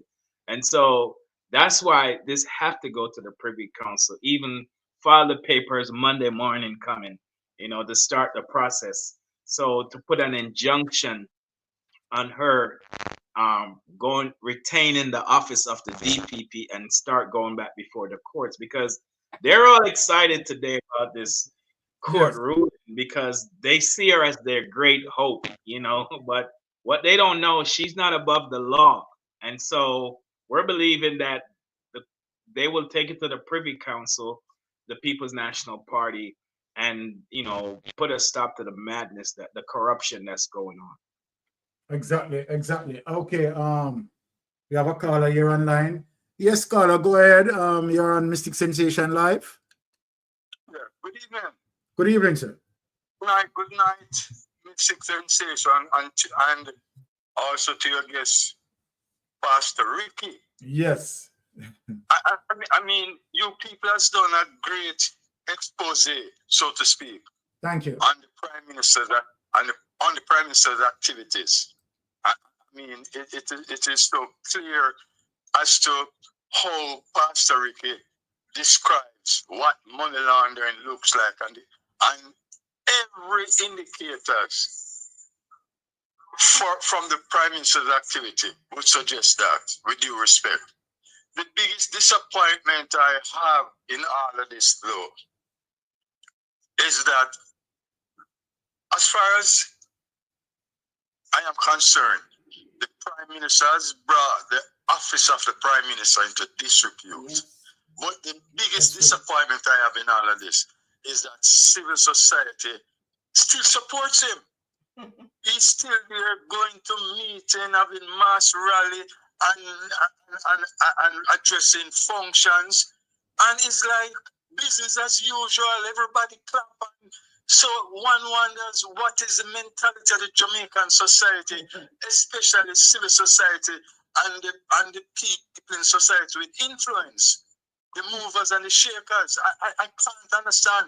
There is no protest. Nobody is saying, no, Mr. Prime Minister, the office is, you're really carrying on the office and bringing Jamaica to shame.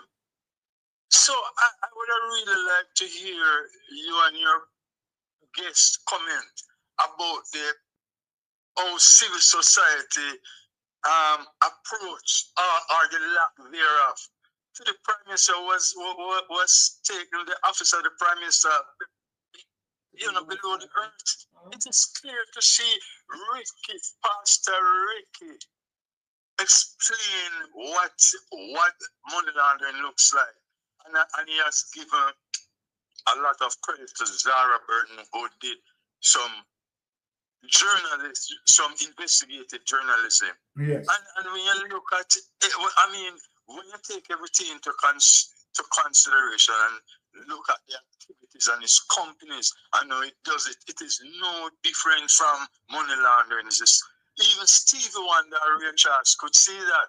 And I'm saying, people really, go to function that the Prime Minister is addressing and him sitting and listening attentively and clap him, and nobody said to him, boy, Mr. Prime Minister, while investigation is going on with the IC, yeah. I believe you should step down, Yeah. When I consider the Prime Minister's attitude towards Richard Azan and calling it a dark day, I mean, the Prime Minister lacked shame, downright. Yeah. So, that is the point that I thought I'd bring across and to hear what the panelists has to say.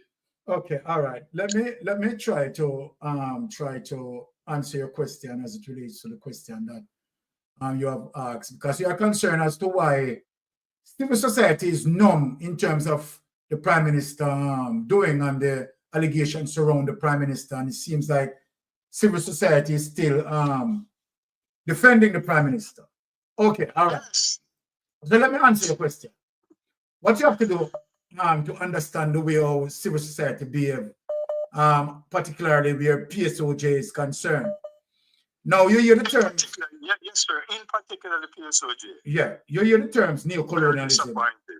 Okay, so you heard the term neocolonialism. So let me explain it for you, so that you understand the PSOJ mindset and the reason why PSOJ will defend Andrew Holness. Now, let us go back to the first cause that Michael Manley fight for and the political philosophy that Michael Manley has.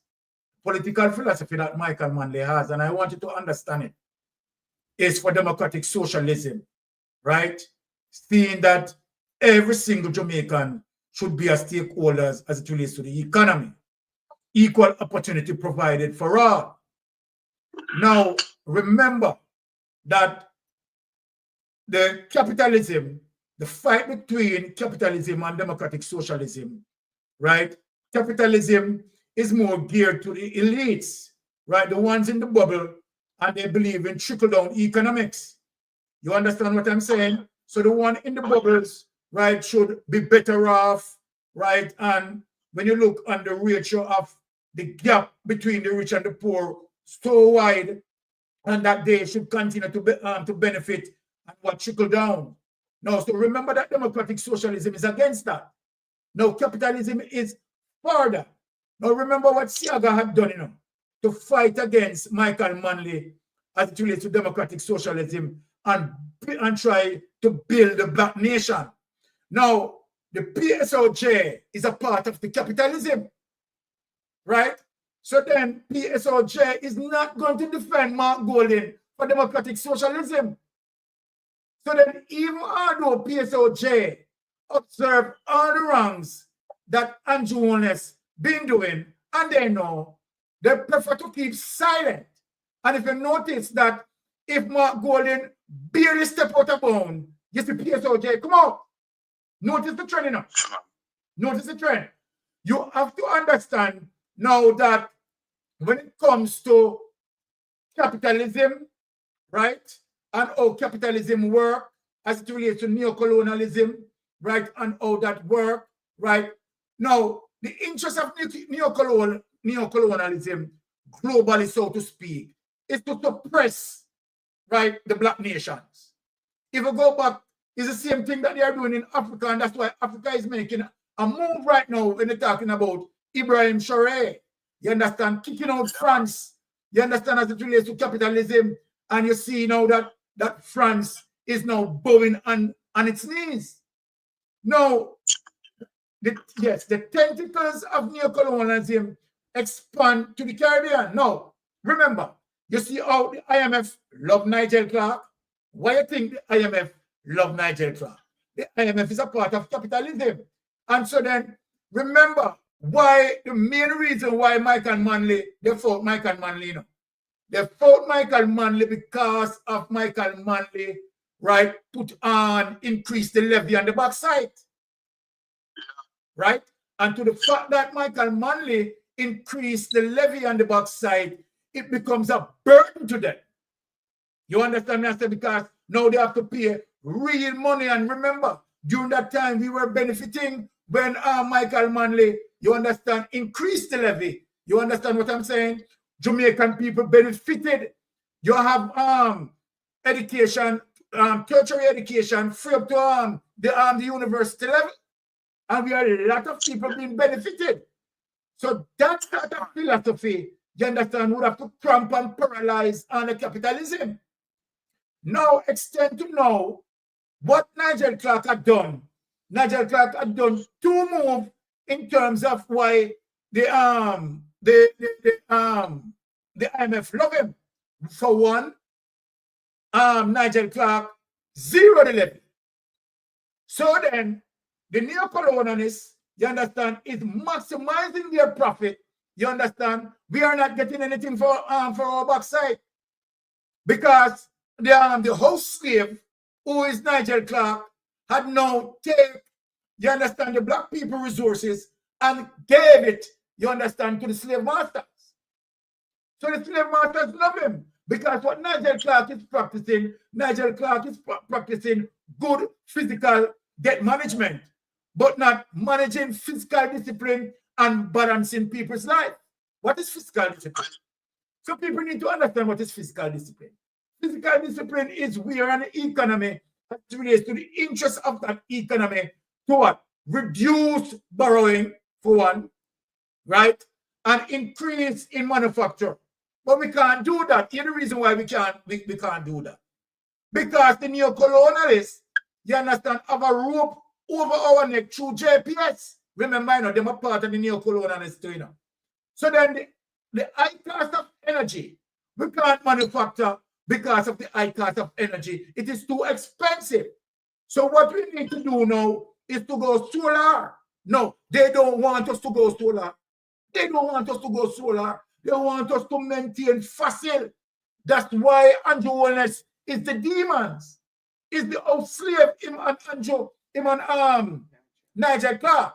Because remember that Andrew Holness tricked us in the 2015 and said, when he gets in power, he's going to bring those big, you understand, companies in to reduce the cost of energy. Andrew Holness no saying can't do that. You understand? And Andrew Holness no saying not going to do that. Immediately when Andrew Holness went in 2017, Andrew Holness went in 2016. In 2017, what Andrew Holness did? Andrew Holness removed the protection that Portia Simpson provided as it relates to 350 kilowatt hours. Andrew Holness reduced it to 150 kilowatt hours. I suffered from that removal, sir. And just to say something, because you have said a lot, and I've been enlightened in the listeners and myself. Yes. But as you were responding about the PSOJ in particular. Yes. And you said it was a PMP that jumped out. My observation to you then is that the PSOJ operates on a selective morality, so to speak. Yeah, I understand what you're saying.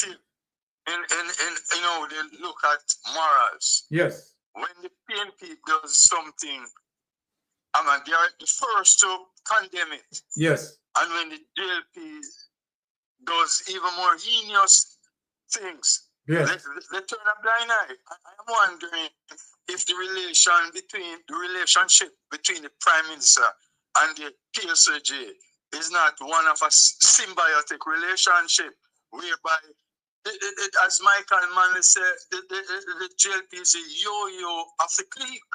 Well, that is and what therefore, the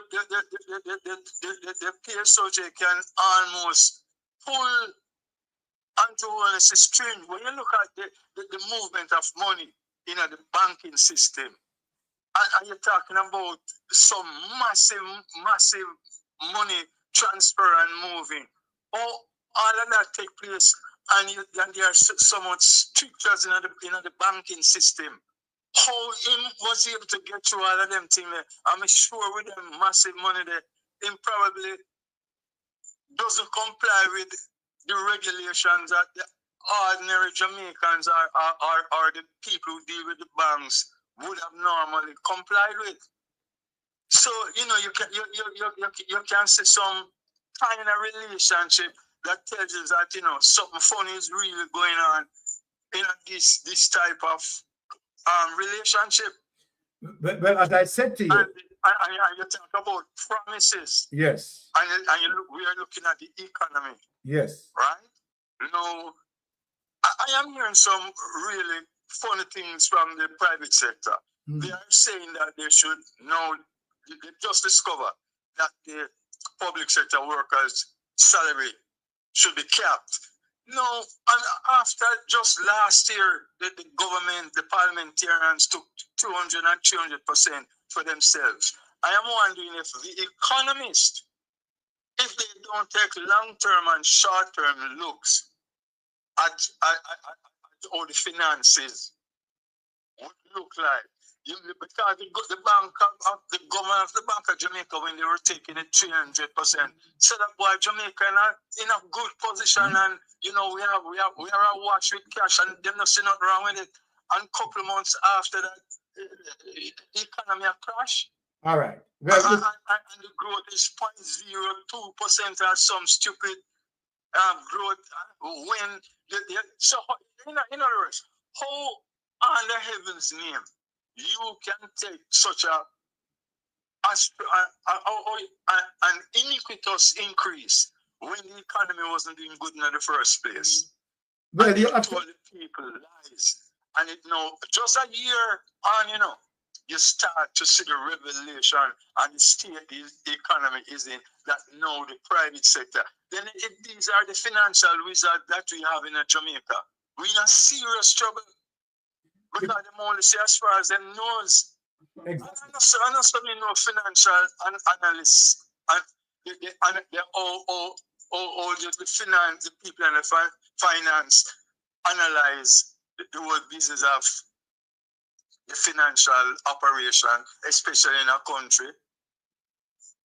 So something is radically wrong, man. Well, and I believe when the PNP get in office, they should roll back these iniquitous increases. It's just not fair. I do agree. They should, and the people must really call on the incoming government to look at that seriously, because you can't. So who is paying for all of that? The taxpayers, and the taxpayers are dying for hunger. Cost of living has gone up, inflation has skyrocketed, and the price just moved like. All right. I don't know what to tell you. So, it's all dishonesty right around. All right. And the PFJ, who is a big functionary in all of these decisions. All right, let me just get away with murder, man. Yeah, man. Let me just give Pastor Ricky a chance to answer as it relates to in this space as well. So thank you for call. I'm going to allow other persons to call. Yes, man. Yes, man. No problem. Big up yourself, Paula. Yeah. All right. Yeah, man. Big respect. Yes, Pastor Ricky.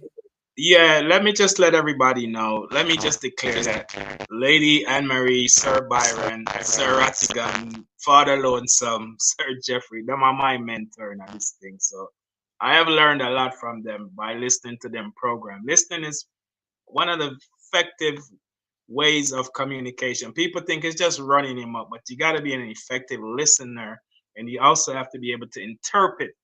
So I've learned a lot over the last 2 years from all the names I mentioned. But listen, I can't speak for civil society because they're all bought and so paid for, and they are doing what the Prime Minister want them to do by not speaking out. I can speak for the church as a licensed ordained pastor and a licensed ordained chaplain. I have the authority given to me by God to say that every pastor, church leader, Christians, ministers who support this Prime Minister and his regime has denied the faith and has betrayed Jesus Christ. Let me say that again with no apology. Every pastor, every church leader, every Christian, every minister who supports this government in Jamaica, the JLP party, has denied the faith and have betrayed Jesus Christ. Based upon what the gospel teaches, what he's done is taken from the poor, the people, and has enriched himself. And that's something that Jesus wouldn't tolerate or accepted. So the people in Jamaica are intimidated. Him use Zozo and SOE, send out the JCF and the soldier them and intimidate the people. So I'm afraid to say what's on their mind, even though they have a constitutional right of free speech. But I believe these bombshell revelations, when the people finally just digest this and the recession that's looming over Jamaica, people are going to wake up and start to smell the coffee and see the reality and speak up and protest against him. Exactly. I'm one of the 40% he's going to resign. I might be the only person in the world who feel that. But based upon what I know, he's going to resign. He will not be the face of the JLP party heading into the general election. Okay. All right. Thank you for that, Ricky. Yes, Carla, you're on Mystic Sensation Live. Go ahead. Byron, I want to ask one question. Yes, sir. Why Mocha don't pick up his son and him? Where he get all that money from to build that house, and his sister? And that just done the whole conversation. And I don't want to keep up your program too long because somebody else want to call in too. I tell you something. Thank you, Byron. You're welcome, sir. I tell you something. You asked a very good question. Why Mo couldn't pick up his son and have him interviewed, right? And this is it. In terms of let us just think through what the caller just asked. The caller is asking why Mocha don't ask Andrew Warner's son right, some questions. And of course, we know that the question is how you come by the wealth to purchase. But again, Andrew and his son has nothing to do with, right, purchasing anything obvious, right? I mean, no, right? But I understand where the color is going, right? And Andrew Holness knows, right? As I said, Andrew Holness, right, is a sole owner for Imperium. Imperium have 4,001 shares, right? His son never worked a day from him back, right? Never. And at the time he got those shares, he was Can I say something, right? sir? And at the time that he got those shares, he was a minor. So it has nothing to do with his son. And that's why the caller is asking why Mocha don't ask his son some question. You know, and that is the madness of this whole thing, right? Yes, go ahead, Pastor Ricky. Yeah, I'm sorry. Did I answer your question? No, it's Uriah. Oh, Uriah. What the line, Uriah? Let me just make part of Yeah, I'm this. sorry to interrupt you, but the shares that Adam owned is not really Adam's shares, and it goes back to ADMAT. When Adam and Matthew became shareholders in ADMAT, they were minor babies, little boys. Where would they get money from to buy shares? They're not even at the age of working. It's their father's schemes and trying to hide, you know, spread out his wealth, put it that way. And so him the culprit in everything, and it backfired upon him, because like you said, Adam is what now, 18? He has never worked a job in real life. Where did he get money from to buy it? So it points back to the prime minister. So Mocha really don't have nothing. I'm wondering why Mocha haven't got the prime minister. Because if he was in America, the feds would have kicked off him door and him in a silver pair of hand bangles and we have a mugshot for our phone. Simple. Him the feds to go. Him the Mocha for go after. Yes. All right. Thanks for that contribution, Pastor Ricky. Yes, Urel, you're online. Mystic Sensation Live. Go ahead, my brother Urel. Don't ask me about my blood pressure. You know? All right.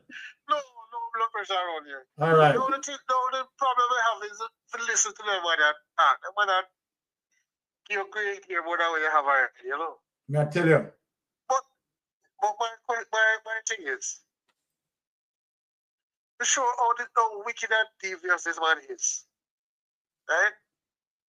This man thief for the whole Minister of Education when he was a Minister of Education, right? I found this and start thief, you know, right? And Bruce Golden set him up. The man started thief from that time till now. But the big question is, Byron, what kind of company you have during the pandemic when everything locked down? Hey. That makes so much money. Hold on now. Between the period 2020 and 2021 was the height of the pandemic. That's all, honey? Yeah. Okay. So I am saying, the reason why I'm going there, I want to know all of those companies that Andrew Holness invest in during the pandemic and got returns on investment when every other business, you understand, collapsed around the world. How you explain that? That's why I say the man is wicked. Right? Because the man of a country around where 99.9% of the people are poor. Right? And I look how we are out. And this one as the prime minister find a nice little niche market. That he can make money when look now on. And he don't tell nobody. This man is the wickedest thing that man by 2 foot. And I offload the loot. No. I offload the loot. And I bring him poor little son and his sister right for God preserve him. This is crazy. You know him man wicked. This is crazy, my brother. most evil. You never have more than the dictionary call them something. And we feel like what Pastor Ricky said. Pastor Ricky said, him, and you have a whole heap of people who go to church. But I call them a Christian because they are not. Well, yes, they are Christian for true. But that's not the Yeah, first story. you can't say that, Carla. I was talking about people that support this government. I never say that's the record. Yeah, man. All of them, man. It's a wicked set of conniving, backbiting, backsliding, we don't know what the class it was. Right. Because we know we hear people who put on dress up in a broad hat, chuck my blood arm in a purse and the entire kind of church, and defend this a wicked big nose here. Well, you know, have people who willing to sell their house. I'm trying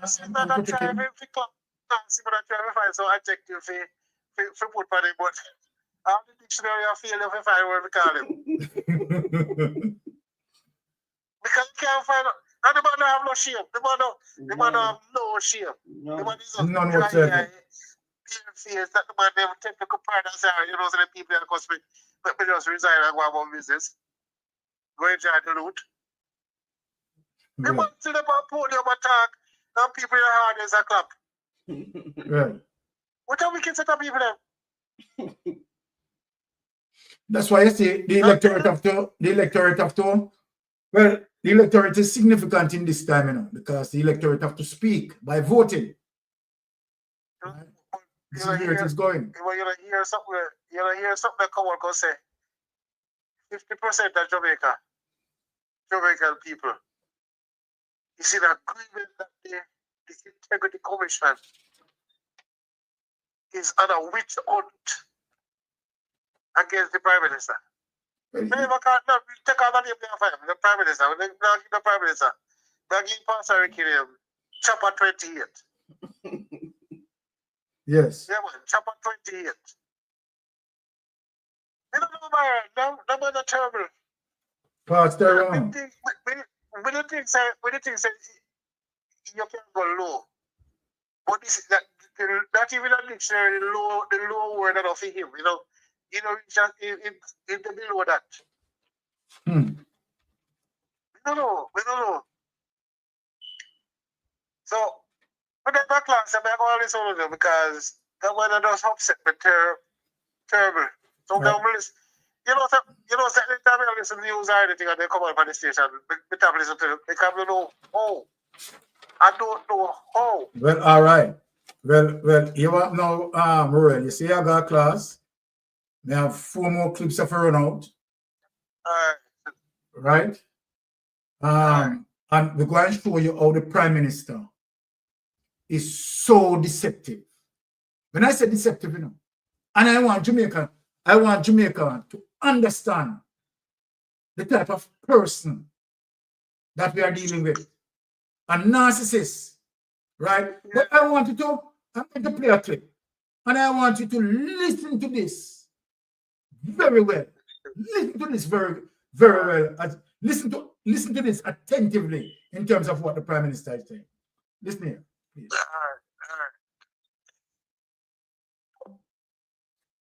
Listen to this.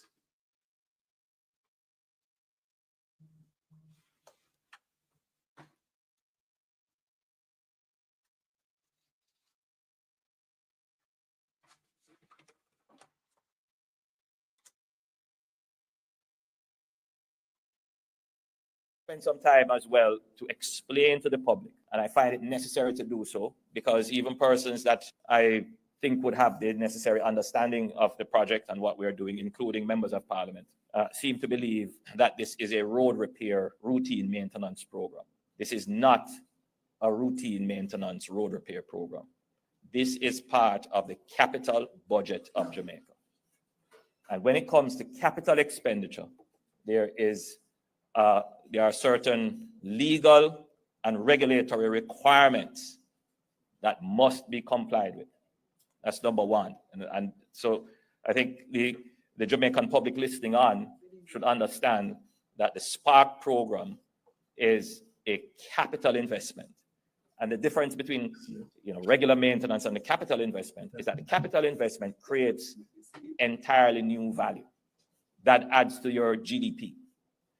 There are those who feel that Prime Minister, you should just take that $45 billion and patch all the roads. There is a certain common sense logic to it. But if you think deeply on the problem, patching the roads is a temporary solution for convenience. It is necessary to do it, but it is not a long-term solution to Jamaica's aged infrastructure. If we were patching the roads as a preemptive measure to a deteriorating infrastructure, then it would make sense. Just listen when I say no. Yeah, let me talk to the people and try. Let me talk to the people. Including members of parliament. I want to... Let me talk to the people.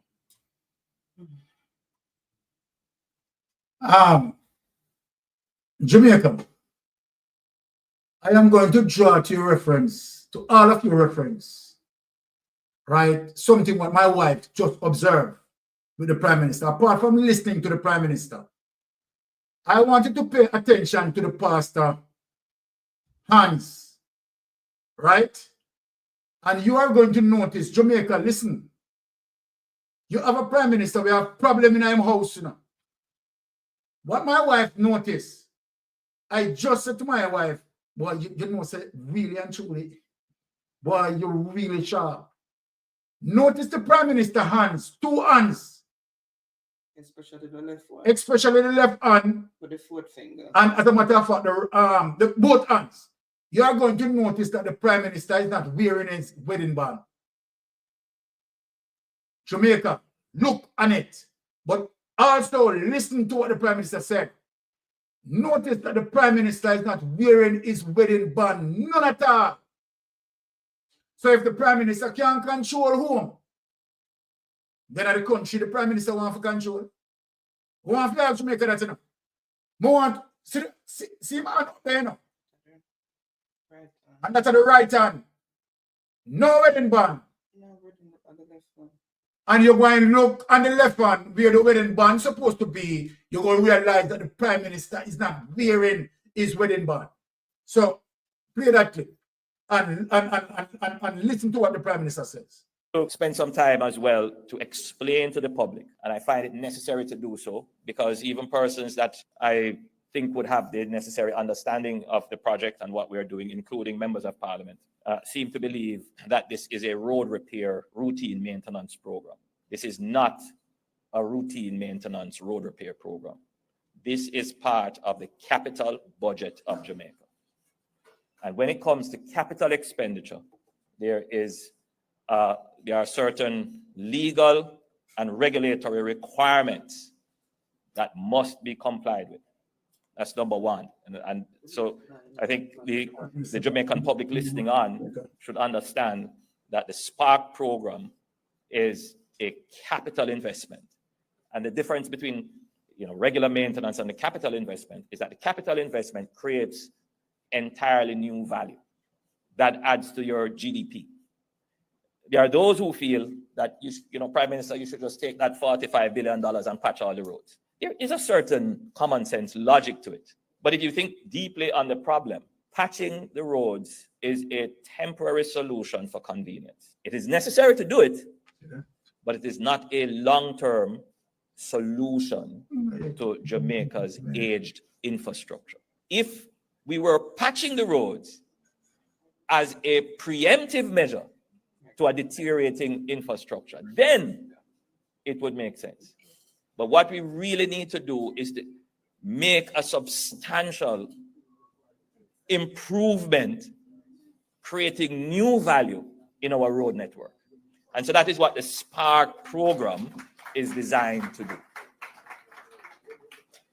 Every day I wrestle with people who think short-term, convenience, exigency, and immediate gratification. And, yes, you have to deal with what is the case right now.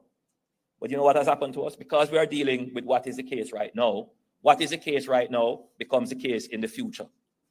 And so Jamaica has been dealing with this for the last 40 years because we have been dealing with it in the way that we have done it. My job is to change the way in which we do it and bring the people along with us. So take that away. This is the first time that there is this massive allocation of public resources that is going to change the way.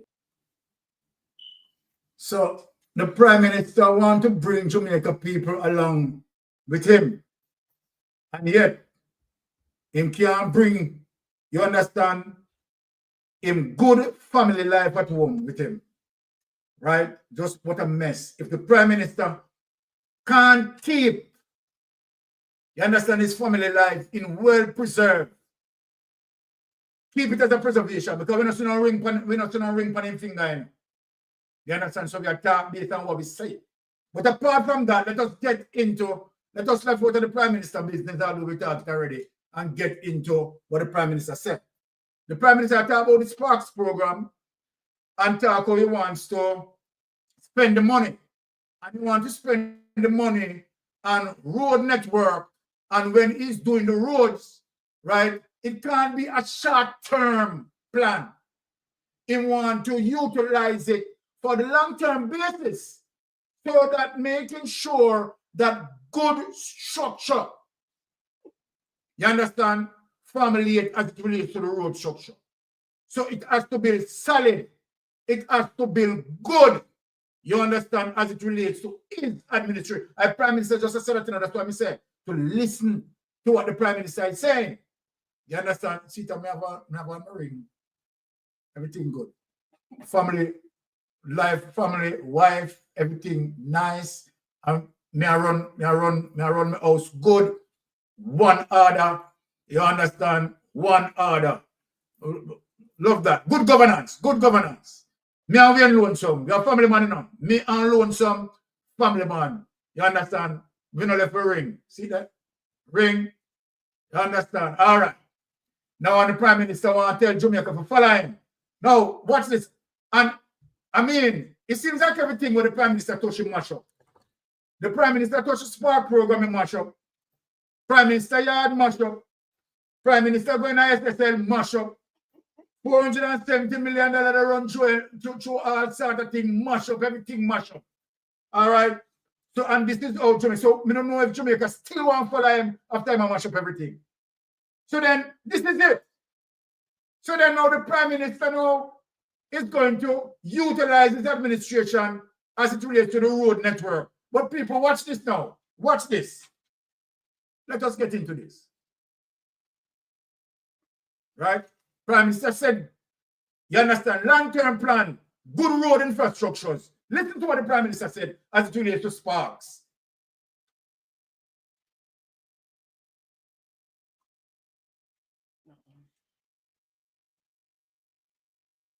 Main road to Bango Bridge in Portland cut into by heavy rains.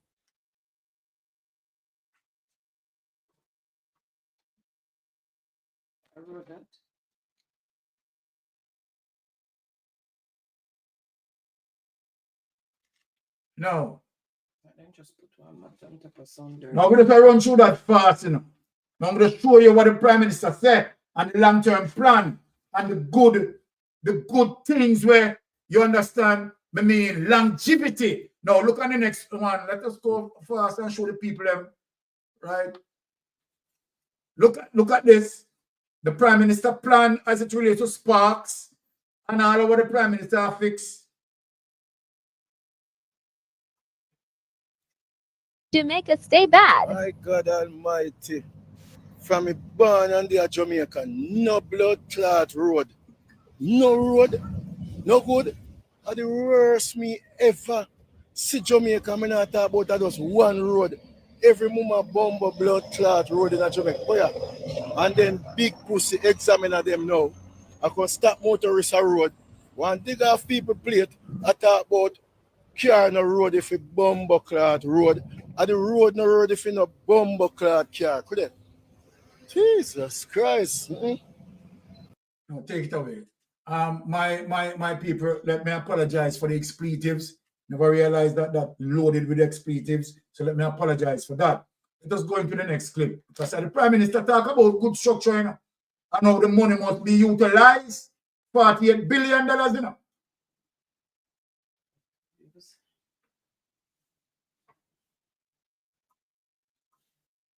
Yeah.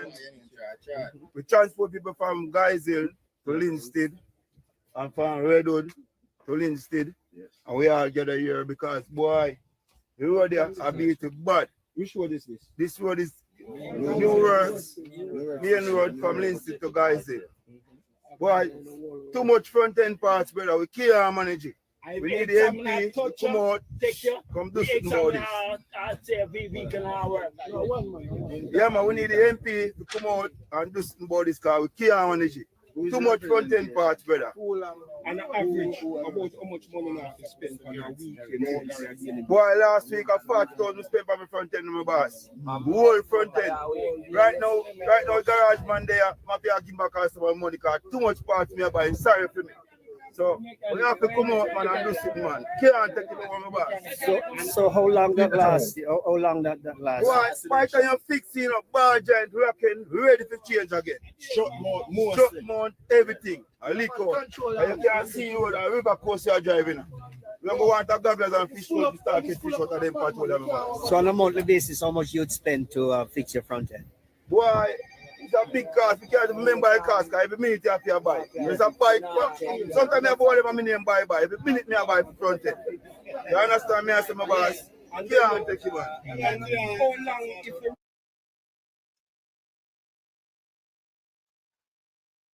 So, ladies and gentlemen, the bombshell that I want to drop here tonight is in the next thing, you know. Now, where think Mystic Sensation play this? In terms of the amount of money being allotted.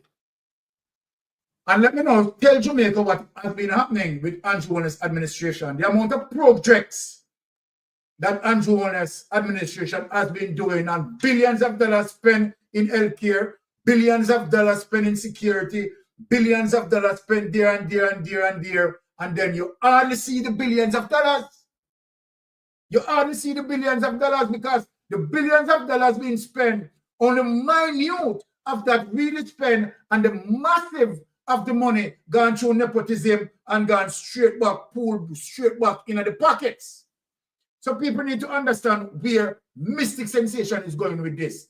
In terms of what the Prime Minister is saying, and our Prime Minister now, and another campaign talking about more road projects and where we scared of the Andrew Holness administration whenever Andrew Holness administration touch any one project, because we know whole heap of money are going to peel off through nepotism, political kickback, and everything gone in the pocket. So if, for argument's sake, for low dollars for people to understand, if the Prime Minister spend $10, you understand, on a road fixture, normally it's only $2 going to spend and $8 in them pocket. So then if this Prime Minister spend 10 million, it will be only 2 million spent and 8 million gone in them pocket. You think I like tell? No. You never know, say the Integrity Commission have them under investigation. No, Jamaican people, you never know that. I am going to show you because I buck up in it and say, but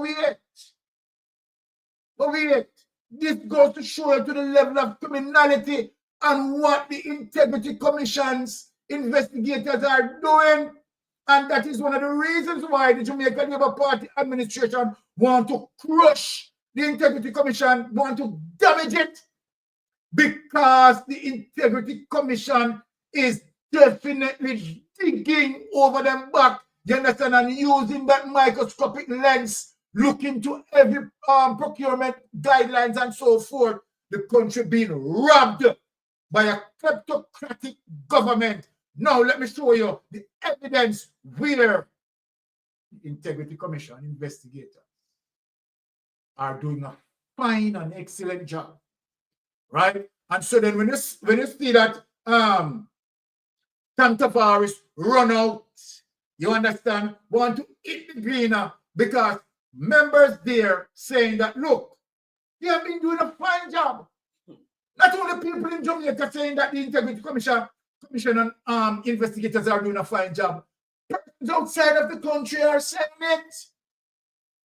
St. Lucia lead prosecutor came here to applaud them and said the level of work that the Integrity Commission investigators are doing with the little help that they are getting, it's amazing. So why? If they said Lucia prosecutor can come to Jamaica and recognize and applaud we have our own black people, you understand, in the interest, so-called interest of good governance. You understand? You want to hear Taxpayer, the way how he's demonizing the Integrity Commission. You want to hear Big Mama and Paul Ryder, how Paul Ryder demonize the Integrity Commission and all these things. But let me look and show you why they're doing it. Because it is several investigations that the IC is doing. So people, without any hesitation, let us get into it. Now, PS Family Connection sparks concern over minister contracts, sparks the very same program that Andrew Holness is talking about. Let us get into it, Tony. Bring up the document. When I tell you they appear thief in a go on, people, peer criminality is taking place. When you look on this now, people. PS mean permanent secretaries. So we want to get what the PS mean. Permanent secretaries, family connection, sparks, concern over ministry contracts, $23 million overrunning on. So when I say the very same thing, the very same thing we are talking about, you know, people. The very same thing we are talking about, you know. This is September 18, 2024, you know. Right? Now, a construction company viewed as having a connection to the then permanent secretary in the Ministry of Labour and Social Security. When you see your Colonel Charles Jr. want to angle the Integrity Commission in a parliament. When you see your Colonel Charles Jr. want to angle. You understand the Integrity Commission? I'm going to read it over people. A construction company viewed as having a connection to the then permanent secretary in the Ministry of Labour and Social Security. So now you understand when Colonel Charles Jr. run out and a question the Integrity Commission, you understand why now? No. Colette Roberts Wisdom has incurred a cost overrun of more than $23 million for works done at the ministry in 2019. An investigative report from the Integrity Commission has revealed. Yeah, man, this is why they want to gang up on the IC. This is why they want to come gang up on the IC. The report, tabled in the House of Representatives yesterday, disclosed that the principal of Nubian One Construction, the company that was awarded 2 contracts by the ministry, is the cousin. When you look at the slackness, people, is the cousin of Robert Risden husband. When you hear that, people? It noted that a $37.18 million contract was awarded to Nubian One Construction through direct contracting on March 15, 2019 for emergency repairs of capping of double T beams and painting of building. You hear them slackness of people? When you look at people, when you look at them something, yeah. It noted that at 37 people, $0.18 million contract was awarded to Nubian One Construction through direct contracting on March 15, 2019. Forward. When you look forward, emergency repairs of capping of double T beams and painting of building. $37.18 million. People look here. However, the company incurred a cost overrun of $18.64 million for additional works in relation to the contract for the repair works. You hear them something, people? A subsequent contract valuing $10.14 million was also awarded to Nubian One Construction on April 23, 2019, using the limited tender procurement methodology for renovations of executive suites. This project had a variation of $4.97 million in a people. According to the report, the cost variation was a result of additional works required to enhance layout, functionality, and public spaces such as the bathroom corridor leading to executive office elevator areas were not a part of the original scope. Now, the report further revealed that the contracts were endorsed by Roberts Risden and that both recommendations from the procurement committee were approved by her. Want to hear that, people? However, Roberts Risden stated that she was initially unaware, lied, of the connection of the principal of the company to her. She lied at them. So then she don't know her family member. Can you hear them as people? This is Andrew Owner's administration. According to her, she became aware of the principal of the company at the time the contract was presented to her for signing. You understand? So, but hear what she said here. So, according to her, she became aware of the principal of the company at the time the contract was presented to her for signing. So, where is still signing? Now, after signing, recognizing the surname, I made inquiries and realized that Wayne Gadishaw, the principal, is the same person who I know as Ludwig Gadishaw. She said, oh, me said, lion thief. Hey, lied and lied and lied. She said this information was shared with the ministry, former director administration. However, she could not recall the date the disclosure was made. Want to hear them liar? This is coming like a Darwin for part 2. This disclosure was made to ensure and to try at best as possible to not have any real or perceived conflict when conflict needed in the execution of the said contract. She said, take that away. Take that away. Right? No. These are the things that, no, the Integrity Commission have to look in at them or something. And so then everybody know one but the Integrity Commission, you understand, because the Integrity Commission, they are demons. And you know what? The Integrity Commission is out to get Andrew. And here is Big Mama. Why? Why? Why? You see all of them wickedness there? You understand? All of them evil, yeah? Where all of them who are attacking the Integrity Commission, knowing that the Integrity Commission investigators are simply doing their work and working on behalf of the Jamaican taxpayers to protect the taxpayers.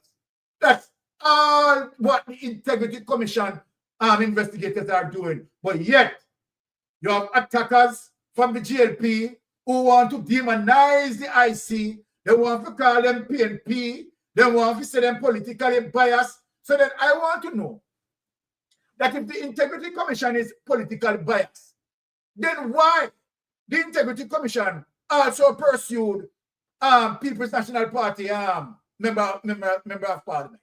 Isn't that the Contractor General, prior to the Contractor General merge into the Integrity Commission? Isn't that Azan came under the gun, right? And the Integrity Commission called out, you understand, to the fact that Azan never go through the procedure. The Contractor General called out Azan and have Azan, you understand, face consequence. So then, when the Integrity Commission did that, when the Contractor General did that, Andrew wants to applaud them? Andrew wants to big them up? So tell me now. Tell me now. You have to burn down the Integrity Commission. You understand? Because they are simply doing the job. All like a this now we call nepotism and cronyism. She know no know her family. And yet the family I get contract. And she don't know her family. She don't know her family. And yet the family I get big contract. You understand? And where you're seeing 23 million dollars overrun. You understand? I say a spark program, this is what I'm talking about. Now you have seen one little hippie at the woman in Portland. You understand, Mrs. Vaz? Run out. No, you tell me, You tell me now. No one to ask. No one to ask a question. The people them tax money, right? As it relates to what gone into sparks. The people them tax money. They spend what you they use and a spread carpet pan. The waste the people their money. After Andrew Warner said the way how he construct road, you have to have big what? Drainage system. You have to have what? Fiber optic cable. Right? And all of that. And yet, see Mrs. Fars up there. You understand? You know, see no big drainage, no fiber optic cable, and she that send text on her phone after the rain falling. Lord, the whole of the road gone into the river. Now, you tell me for the puppy show business, everything Andrew Wallace touch, mash up. So then, you see that Andrew Wallace touch rural read, and see rural read I get mashed up in a quarter. See rural read also get mashed up in a quarter, because everything in touch, you understand, mash up. As a matter of fact, them having to say that rural read used to advise Andrew Wallace, but it don't look like Andrew Wallace advised rural read as it relates to what I'm involved in now. To me, you know, he is the mastermind. Now, let me let in Pastor Ricky in this. What do you have to say, Pastor Ricky? Yeah, man. You keep on falling and peeling the layers off of corruption. But, you know, there's a charge called aiding and abetting. Yes. And I believe that the president of the Senate and Cliff Confuse is aiding and abetting in the scheme of corruption. And I believe that they should go down too, because normally when the top man go down, some of his cronies always go down with him too, including lawyers. Look at Trump, Rudy Giuliani, and a couple of the lawyers go down too. But one of the things I want to highlight based upon what you just shared, I mean, hashtag I stand with the Integrity Commission. But one of the things I want to highlight is that someone sent me an article this week past with the FBI, the US FBI, making an appeal to the integrity commissions in the Caribbean that they want to offer tools to give them to help fight corruption. So if the US FBI can recognize that the integrity commission is doing a great job and want to offer them, along with other Caribbean integrity commissions or commissioners, assistance, it tells us that they're doing a great job, because even the FBI recognize that. And so all of these kickbacks where them I get in cronyism and nepotism that's going towards them friends and themselves, the integrity commission, Friends and families. Friends and family. Well, she didn't know our family. But nevertheless, you know, it just shows you the web of corruption. We're dealing with a culture of corruption in the Jamaica Labour Party, and it's spread far and wide in all 49 of them constituency. Them friends, them cronies, them families, them put investments in them family names, building in them family names, stocks in them family names. I mean, Jamaica need a type of law that the US FBI use called the RICO law. That the feds use and break white collar crime with the mafia and the mobs them and bring them to justice. That's a law that needs to, because white collar crime is out of control in Jamaica. And what we're witnessing and what you're revealing and what Rattigan and Jeffrey Tavares and Father Lonesome, everybody's revealing white collar crimes. Yes. And it's so, it is beyond. How did this happen in Jamaica? There's too many loopholes in the procurement process, and that's where most of the stealing come from. Yes. Doing the procurement process. And I think that these laws and regulation have to be revisited in the next incoming government of the People's National Party. And these loopholes that's in these laws have to be tightened up or dissolved, because this should never ever happen again, where you have a $23 million overrun in Spark. Listen, in 2023, at the JLP conference, I heard the Prime Minister introduce Sparks for the first time.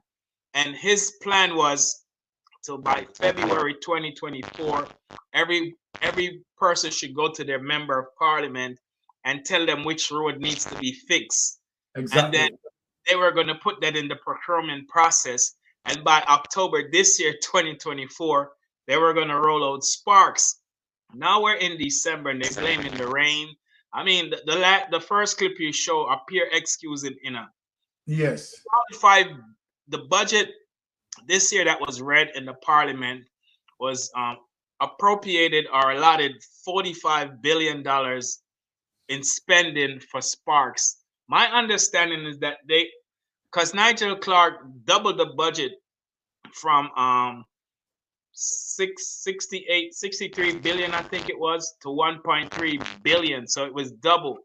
And so 650 billion, yeah, excuse me, to 1.3 billion. And so when you're dealing with budgets is what you project and you forecast future revenues for what is owed to the government, like exports that are revenues that are coming in from exports, and then taxes, how much you intended or project to collect in taxes.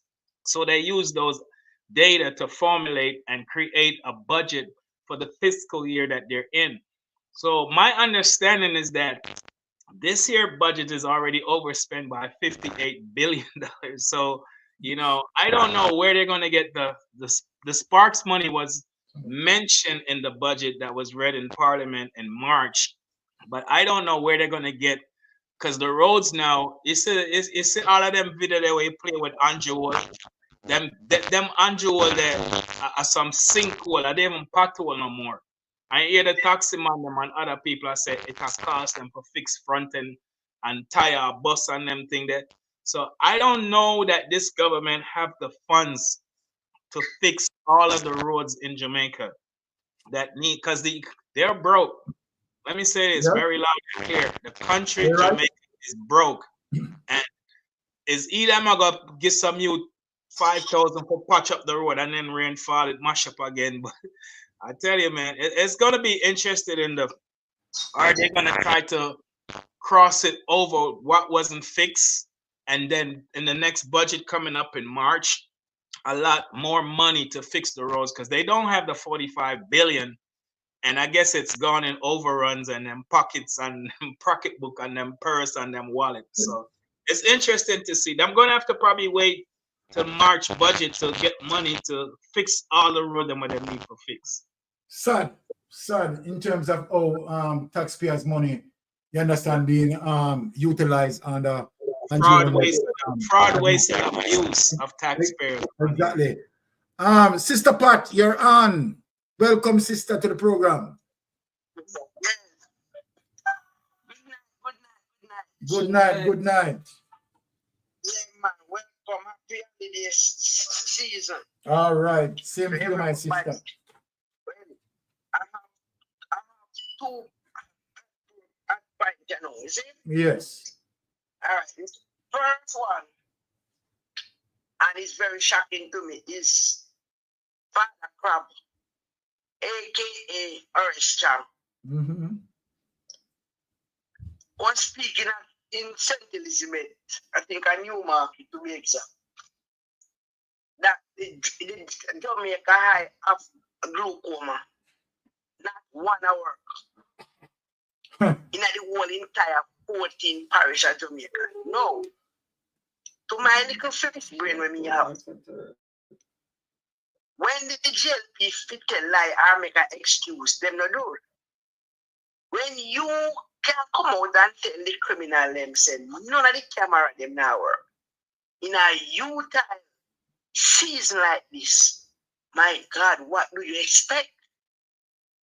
And as we speak about less than half hour ago, then just kill another TikTok man to come here.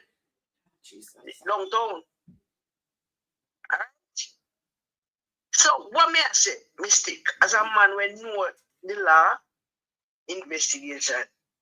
You see this, them people have sense. I want to tell you, sorry to just, because you said something that's extremely important, you know.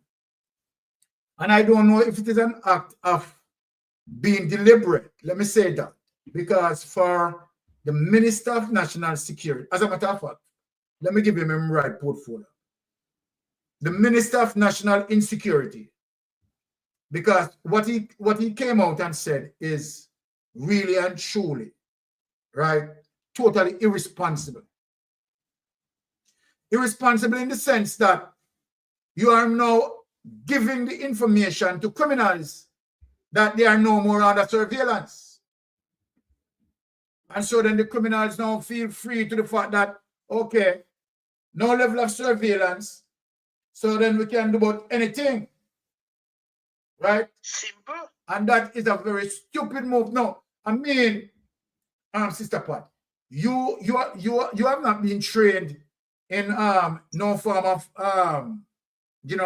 security, so to speak, as it relates to high-tech security.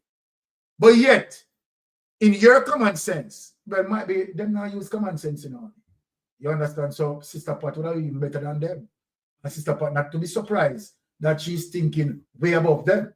Because you using common sense, knowing to the fact that, but hold on, this information, you cannot make the criminals aware that, okay, all right, there is no surveillance there.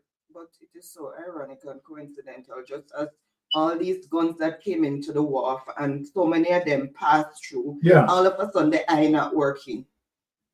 Right. I mean, it is just people getting killed left, right, and center. It is just crazy, Sister Pat, in terms of the thinking method. You understand? In terms of when you have certain information, how do you square that information in terms of, okay, all right, this information cannot be disseminated over the public?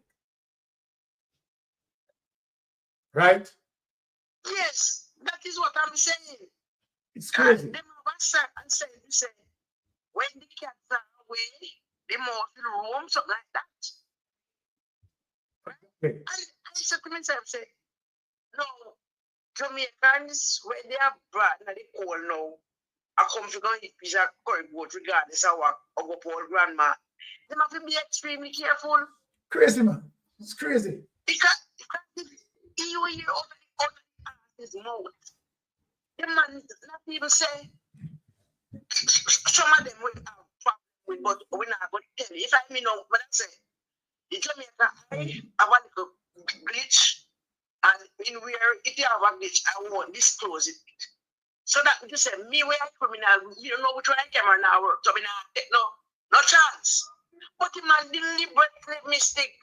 Tell me say that the 14th parish in Jamaica, the eye not working, and there's no maintenance in 2024.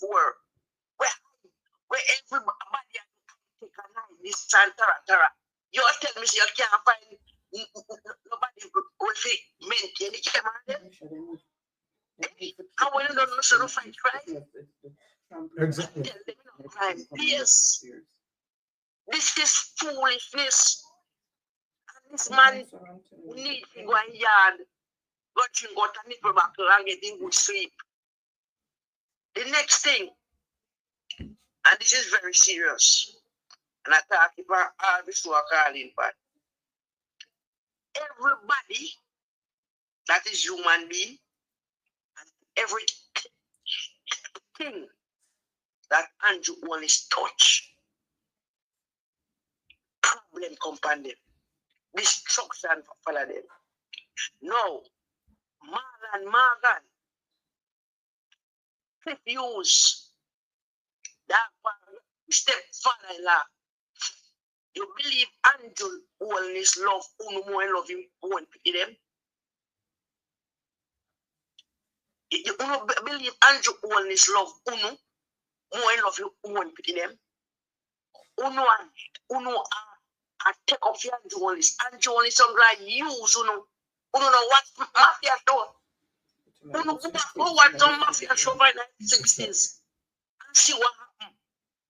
Andrew Wallace put in one picnic. We go answer to police about house. And I don't think that young man have a PSL for sure say, I used to work at that place.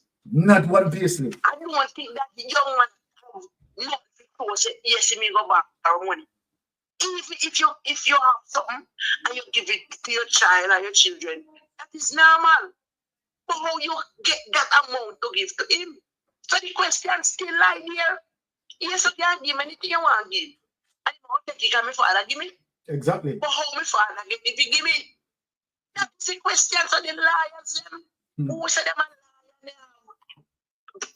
PhD and DXP and masters and who don't have nothing, who don't have idiot. The biggest education is common sense. Exactly. A man and Margani come like dinner and do all his underpants. Stop it. Whatever you do, and say handle the Jamaican people, my God, sorry, I will take you back. And you always have better than you. And me and she kill that dog. Confused. We grow up and know you. I believe I'm from JBC days. I remember quite remember. For a long time here, you was a good journalist, investigative journalist. When you call an election, even before the election done, you say X are going to win. And all of a sudden, from journalists coming up politics, you are just not the confused where you used to be. Sir, I will frighten you. You forgot that it's easier for a camel to go to the eye of an eagle than a rich man into the kingdom of God. So what you cannot go with wrong. Wrong is wrong. And there's no good PDF for doing wrong and evil. Or go back and read in the Bible and watch some movie or them play out. Not because it's movie, it's real. If you remember back in the days when you used to see the Jackson, push money in a machine and juice at the boat. And we used to say nothing couldn't go so. See, we live because you push money in a machine and juice drop out now. We a couple don't stop it. And stop criticizing Mr. Pantan and the IC. The Constitution must stand. And not for only this administration, but for everyone and for the future generation. Who know wicked so till picnic that man. If this continues for the next 10 years, the youngest person you are going to have in Jamaica are going to be a teenager. So we soon have no use for basic school because there will be no baby man to go basic school. You know, stop it. And Tiffany, you just all your mouth and Marlon mouth look alike. Look at the one lip. Look at the one lip where like something a burn out in the mouth. You know, stop it. It no look good, not more, but it not good. You know, wicked and you are going to suffer. You are going to feel it.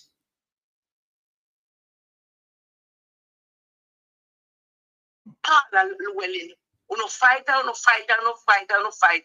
came back. But let me tell you, the higher the monkey climb, and the more exposed. Paula Llewellyn, if I'm like you, regardless me integrity gone, the little one left, I will try to save it and try to go down in history on a little better note. Resign, go home, find or migrate from Jamaica. Because where I come off your foot, water can't cool it. You know where I go take and cool it. Lady, you're a disgrace to every female human being, cow, every animal we are female, every human being is a total downright disgrace. You sell out your country, you sell out your countrymen, you sell out your people, and if I don't, I believe you sell all your own soul too. You say your father dead, but that man in grave must be all long in my turn. Is a total disgrace to Jamaica. And to the Jamaican people, diaspora, North America cold, me never go there. Canada cold, me never go there. But you know, if you jump over, snow, put no much piece of clothes. I am appealing to you, cut down on the remittance.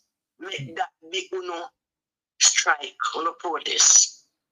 We the people, most of us out there, when we see a family member, friend, when we stand on hard working money come get, still have the labor rights. And when labor rights in a power, every time they take up the phone, light bill to pay, hungry pills to buy, diaspora people tired. They have a problem of foreign, they have problem at Jamaica. And yet still they can't come home and feel free to go enjoy the beach, near one roast breadfruit, drink a good sorrel. Right? So for we love you, we appreciate to look at without but it's time to pull up and make people feel it and what it is. Because we too licky, we too easy to give in. All who are running against Andrew and back in their foolishness, make them back him and make them mind them. It sounds hard if you know you have to go and you want to play in a game. Yeah, I understand. But if you don't take a stand somewhere, it's not going to happen. Or it's not going to happen. Now we have plan to the Privy Council, the PMP, the Privy Council. Yes. Now forget this thing rectified. Yes. It's save Jamaica and Jamaica country $1 million again. So I would say to the PMP, me know it's rough. But if I go for me and make every comrade put $50, $20. Agree with you. Put it together. Agree and with let you. us fight for our country. Yes, So man, no we have matter got the $1 privilege. million or 1,000. But in every constituency, set up something, make who can drop $120 every cent count. Yes, man. We We have have the to privilege. fight. We have to fight. We have to fight. All right. I'm not willing. People are saying quiet. We know you're not quiet, you know. But you don't love chat. You know, come like one is where empty barrel where make the most nice. We know you have your head by your body. And to those judge, remember not judge. All right. Whatever I don't do, it will touch back to you. Exactly. So with that, I yield back and I thank you, Pastor Ricky, big up yourself, and no one have a call. Yes, hold on. People, I get every comrade. I they are asking you, make we farm about prayer, dear are two in Jamaica. If we are going to assemble somewhere, we assemble. For those who can't assemble, wear a piece of white. Wear something. And let us have even an hour a day fasting and prayer. And calling up on the churches them. Not the church them where up there. The real church where know God. Let us call upon that man. Him is the hungry man who can help us, to give us knowledge, give us strength, guys. If without him these days, we don't know how we are going to manage. So, Mr. Mark Golden, you have a tool, call up the church them. Let us have a day or two of fasting. For those who, if you have a place, like you said, arena who can come, who wear a particular piece of white or a piece of black, and with clothes, and we know so we're in solidarity. Jamaica cannot go down like this. Please, Jamaican, woman abroad, we can't afford this. This is not what we foreparents left us to. But we own, we born here, grow here, see we into power, into poison power, and give we the bitter medicine, and we can't take no more. Almighty God, as I come before thee, Father God, me put Jamaicans, me ask you, for us have mercy. Give us wisdom, understanding, and knowledge. For us, can sit there, demon here. We Prime Minister go in there for your man. But me want you show him, God. Say, your power stronger than any other. Me want you show him. Me want you wake them up and show them, say, the cry of the people. It's too much now. Too much blood letting in our country. We are not of that type. Jamaica is not of that type. And Father God, demon forces against us. We are begging the courage, the faith, the understanding to fight against them. Without you, God, we are nothing. Without you, God, we just like the farm. But Father, just say your word. 1,000 years in your sight is like an even gone. And though the hills are rocky and the mountains steep, Father, we put you in front of us. And with that mistake, we ask you, heal back. Bless up, sister. Mistake. All right. Love the message. Wonderful message. And let us go to Pastor Ricky for the final closing message.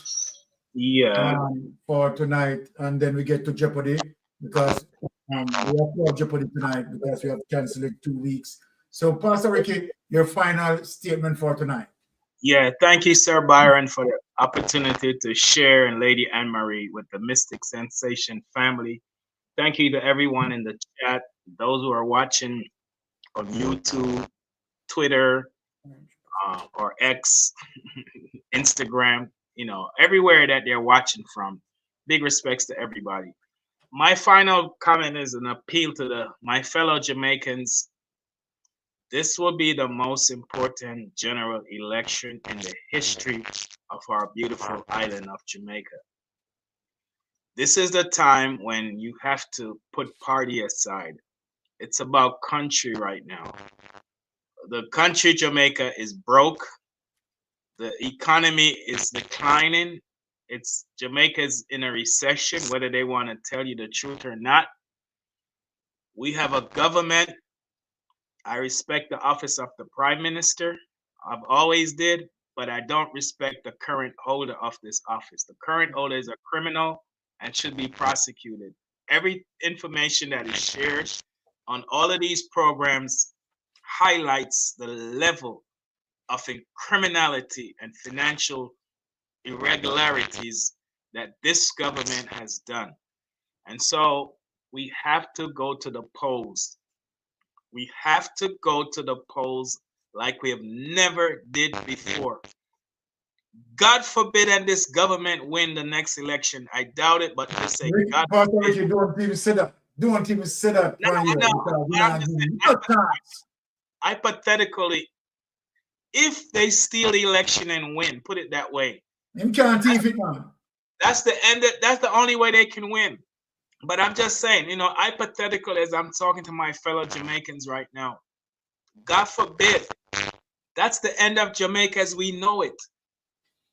They're reforming the Constitution to take away the freedoms, the privacy, and the rights of every Jamaican, whether you're JLP, PMP, or no P. That rights privilege that we enjoyed since 1962 under this current Constitution is going to be ripped up. And your privacy, your freedoms, your liberties will be transitioned to the ceremonial president. And God forbid the next, if they should retain government, whoever the prime minister will be in that party will be appointed as the president and have all the powers that they can't even prosecute them. It's in the CR that Malahood is working on. The ceremonial president will be like the governor general. You can't take him to court. And so I wouldn't be surprised. But this is why you have to go to the polls. This is why you have to knock on every door. This general election should not be a close election. This should be a landslide defeat. It should be a robust turnout so you don't have any room for recount. You need to come out and vote for the future of Jamaica, for the future of your children, and your grandchildren. You have to vote. This is the most important election ever in the history of Jamaica. And so that's my closing statement as an appeal to my fellow Jamaicans. Put party aside. Put country first right now. The country is in a mess. The country is in a mess. And when the next sets of number comes out in January, you can declare, we've been saying it since July, but you can say come January for sure that Jamaica is in a recession. Thank you, Sir Byron. God bless you. You're more than welcome, Pastor Ricky. Wonderful. Lady Anne-Marie. Yeah, wonderful input there. And I love how you stress on the fact that people need to come out and vote, because that is important. It is critical. It is one of the most, if not the most important election this is going to be. And I'm endorsing 110% every single thing that Pastor Ricky had just said, right? Because he is on definitely on point with that, right? Warning the electorate, right? Please remember. And let me say this, right? Before we go to Jeopardy. We are saying, the people of Jamaica, locally and the diaspora, that we want to take this case with Paula Llewellyn to the Privy Council. And we are seeking, of course, the Constitution guru, right? Like an ISAT BUCHANAN, right? To lead that mission to the Privy Council. We want to make sure that we are seeking for justice. So I am saying that I believe that the People's National Party must pursue this to the Privy Council and be the people of Jamaica, the masses, right, are backing and supporting that. And I end there. And I'm looking forward for the People's National Party to pursue this case to the Privy Council. All right. And I hand over to Wifey for Jeopardy. I want to say, Pastor Ricky, Good night. Merry Christmas. Have a blessed Christmas. Don't be a stranger to Mystic Sensation. You see, you, Lady Anne-Marie, Sir Rattigan, Sir Jeffrey, and Father Lonesome, I'm a general them, because I only make me know what I know. So big respect. Yeah, man. Bless you. Merry Christmas.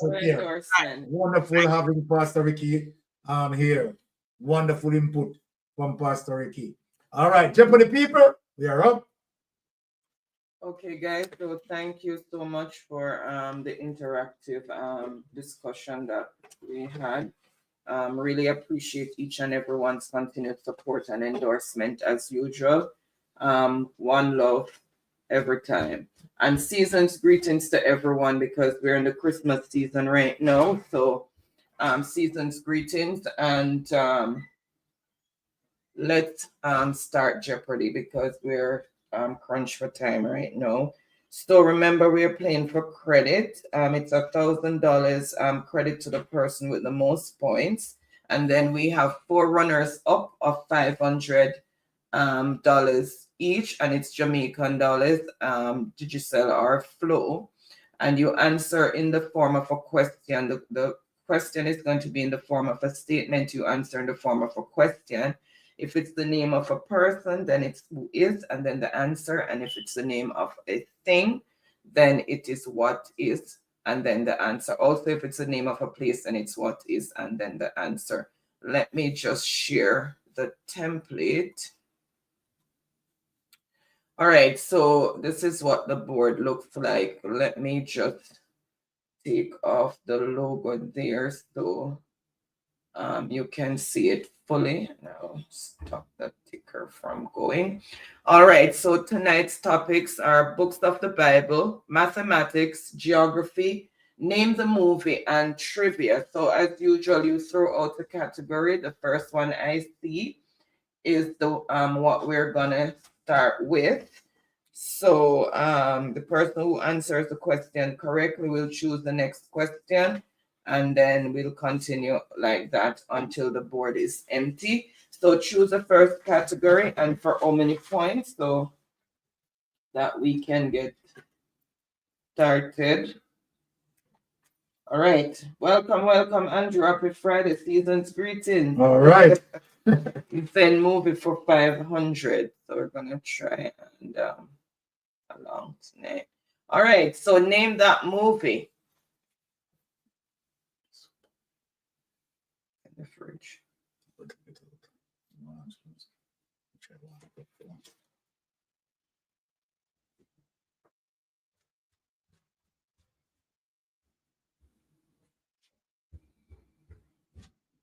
All right, let me just.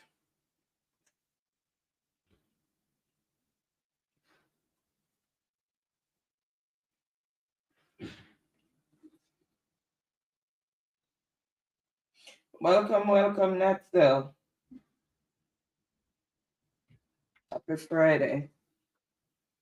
All right, I see the answer that I am looking for. And incidentally, since we've been here in Canada, it's like a Christmas movie. Every Christmas, this thing plays. And it is Die Hard. And of course, we know it's a franchise. We have more than one episodes of it. But this is Die Hard, and it is for 500 points. So, let's see. Andrew came in with the answer for 500 points. All right, so Andrew, choose the, okay, yeah, every December it's shown here. And they just keep repeating it over and over during the holiday season, part one. So Andrew, 500 points. What? He's continuing with movies for 400. All right, everybody run out. Name this movie. 400 points? 500. So you can just make me just rub Andrew on 100 points. I hope you don't put it underneath the button in there. One piece of it under the AC on it. Burn it up. They always think too high.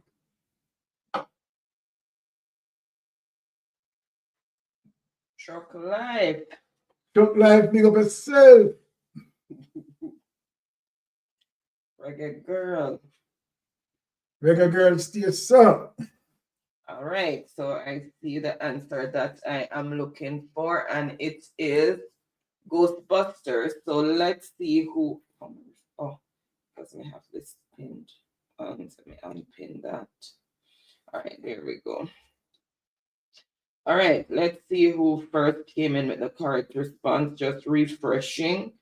Truck Life for 400 points. Truck Life chose the next category and for how many points? And persons came in with Ghostbusters as well. He's continuing. Oops, I didn't reveal. He's continuing with movies for 300. Name that movie.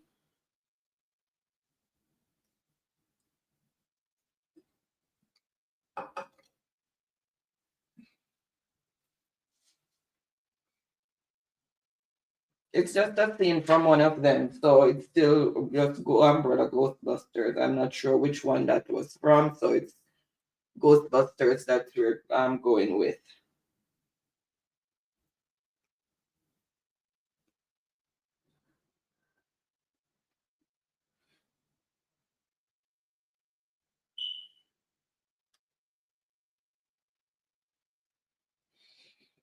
All right, so name the movie. All right, I see the answer that I'm looking for, and it is What is Lord of the Rings. So that is a scene from Lord of the Rings. So let's see who came in with the response first. Natzel for 300 points. Natzel? One? Natzel for 300 points. Name the movie.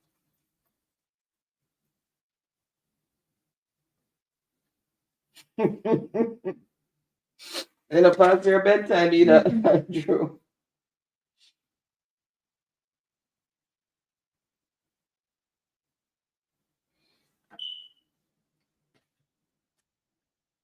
How many persons you have on there? 3. Okay.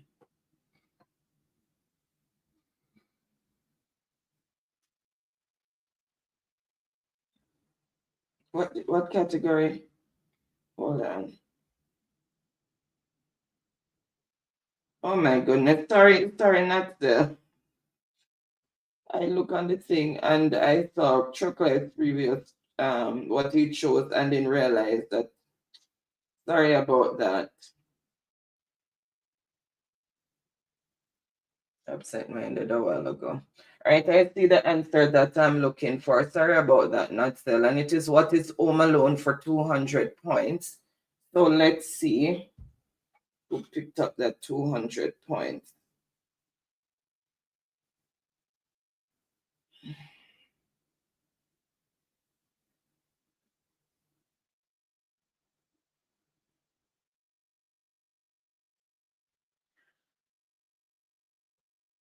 All right, so Truck Life, Truck Life came in first.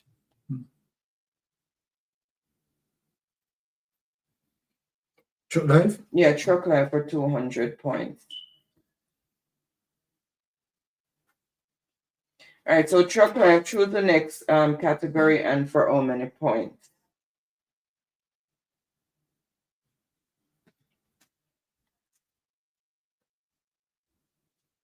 Okay, he's finishing up movies for 100. Name the movie. Everybody run out.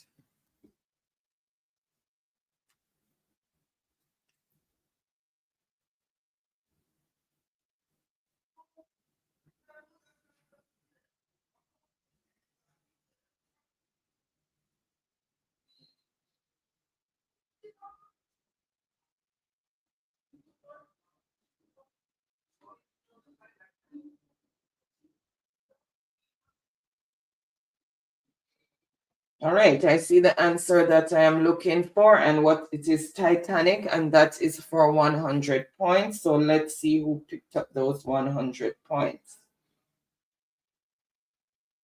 Truck Life for 100 points. All right, Truck Life, choose the next category and for how many points? And the score as it is, Not Zealand 300 points, Andrew 500 points, and Truck Life 700 points. Okay, so it's going maths for 500, and it's a double point answer. So that would be 1,000 points for the person who gets it correctly. If a news channel delivers an average of 32 news reports on weekdays and an average of 45 news reports each day of the weekend, it therefore delivers this many news reports in an average week. So the channel delivers an average of 32 news reports on weekdays and an average of 45 news reports each day of the week. It therefore delivers this many news reports in an average week.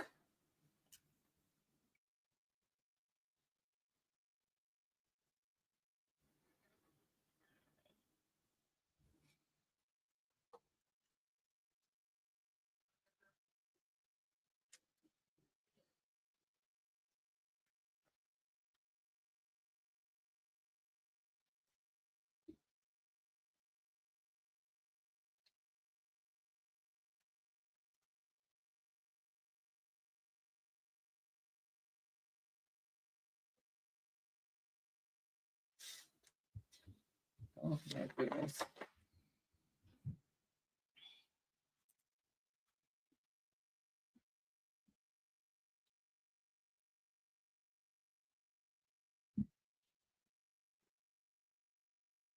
All right, I see the answer that I am looking for, known delay. So the answer is 250.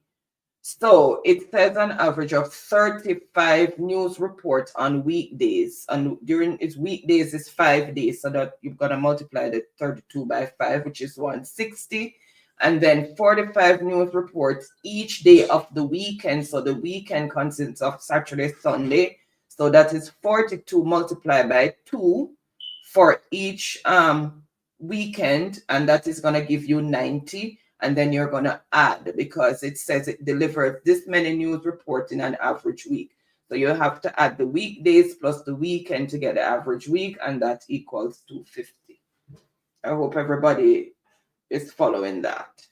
And that is for 1,000 points. So let's see who picked up that 1,000 points.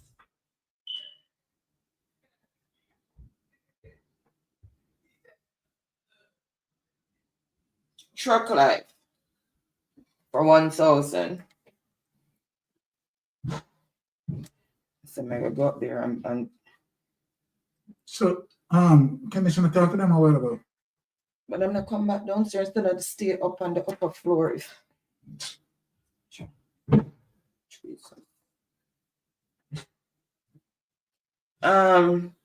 So math for 400 says Truck Life. What mathematical symbol should replace the, and there's a dash there, to make this equation true. So what mathematical symbol would you put there to make the equation true? 43 plus 37 equal 8-10. So 43 plus 37, you want to make the equation true. So what mathematical symbol would you put there?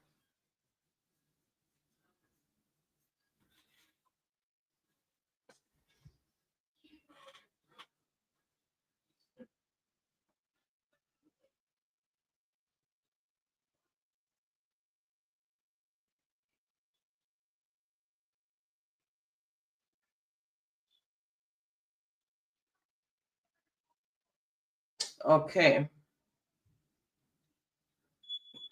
And I see the answer that I am looking for, and it is, what is X or multiply?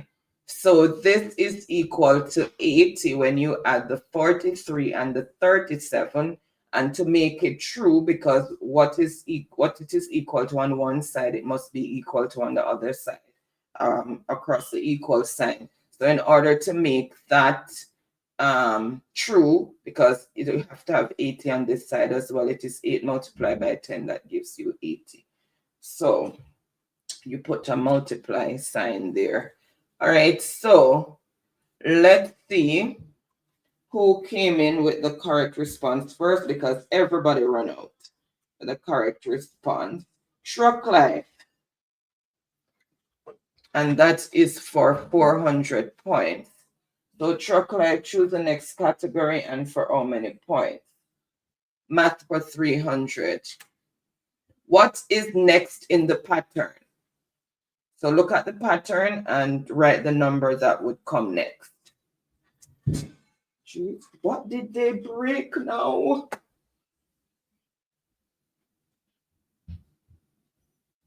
No, everybody disappearing upstairs.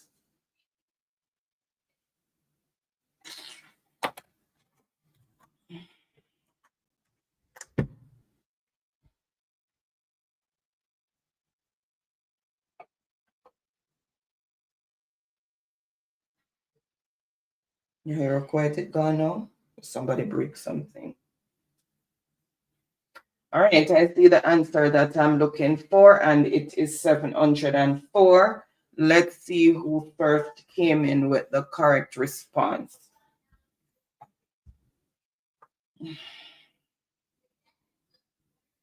Truck Life, and that is for 300 points, and everybody came in with 704.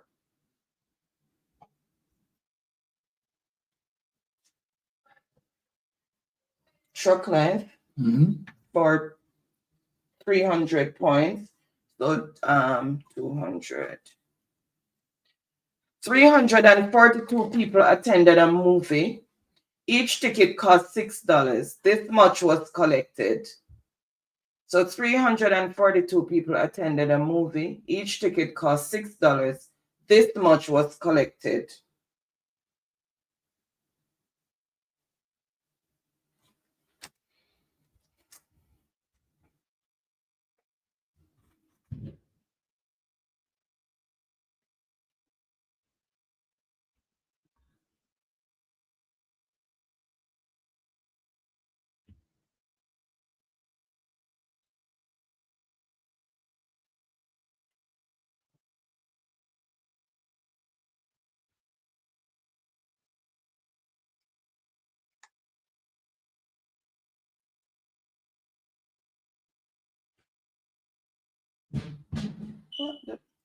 Bernie, want to see what's happening upstairs?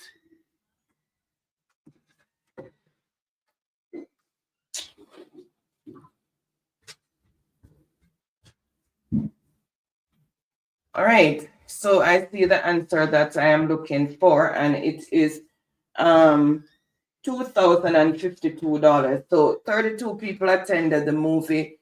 342, sorry. Each ticket cost $6. So 342 multiplied by 6 will give you the 2,052, and that is for 200 points.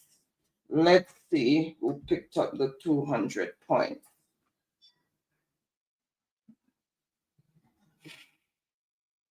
Andrew. And then everybody else also came in with the correct response. And that is for 200 points. So Andrew, choose the next category and for how many points? I don't see anything break up here. Something broke back. Something broke.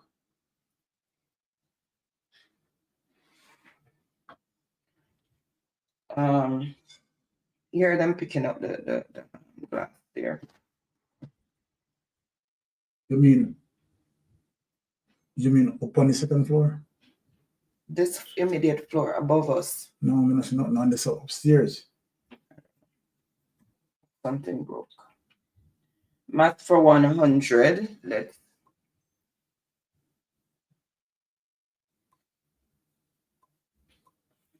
6.1 multiplied by 3.2.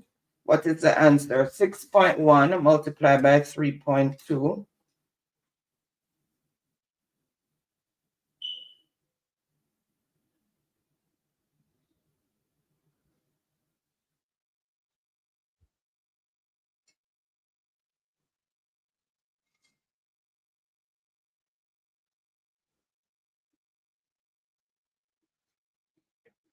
All right, I see the answer that I'm looking for, and it is 19.52.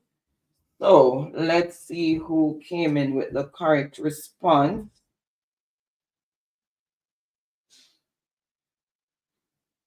Truck Life, 19.52. So Truck Life, for 100. Choose the next category and for how many points?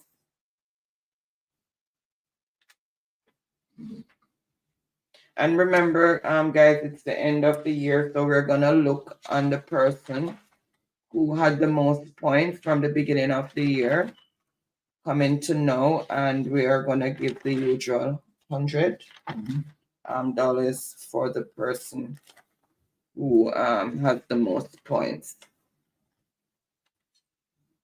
I'll have to go through that. Sorry, I didn't even, oh my God, I'm not even paying attention. I didn't release the board, sorry.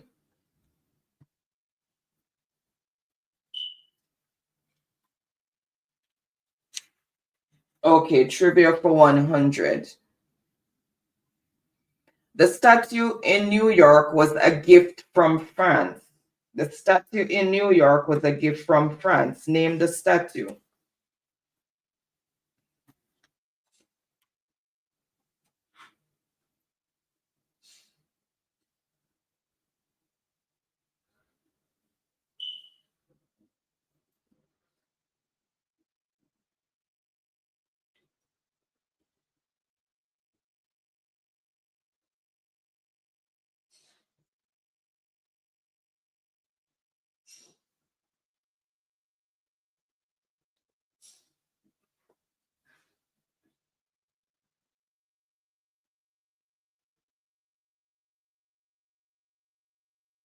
All right, I see the answer that I'm looking for, and it is, what is the Statue of Liberty? Let me see if Dan will manage to pull it off. What is, oh my goodness.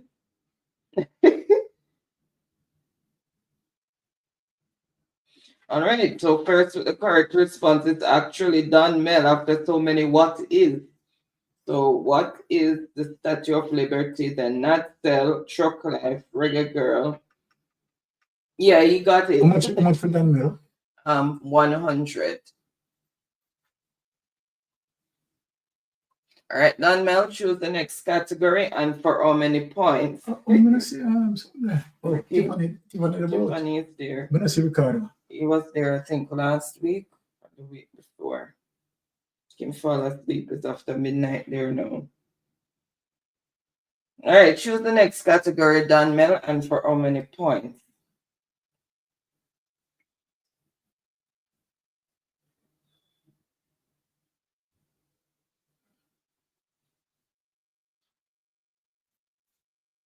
Trivia for 200.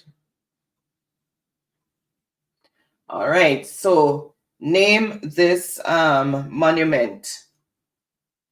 So name this famous clock. It's a very famous monument.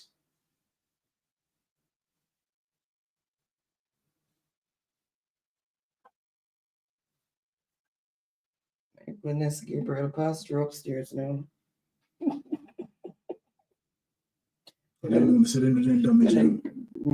So now them quiet.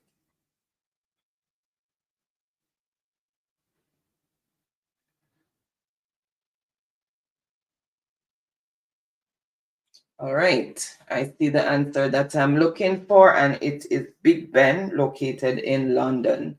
And that is for 200 points. So let's see who picked up those 200 points.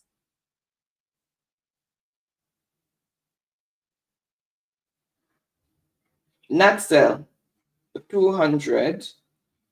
And then everybody else came in with Big Ben as well. So Natsel, choose the next.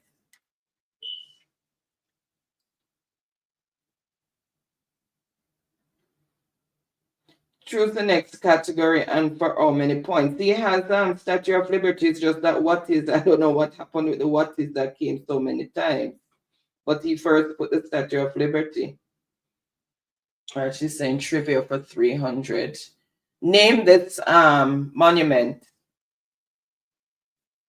Name that important or famous monument.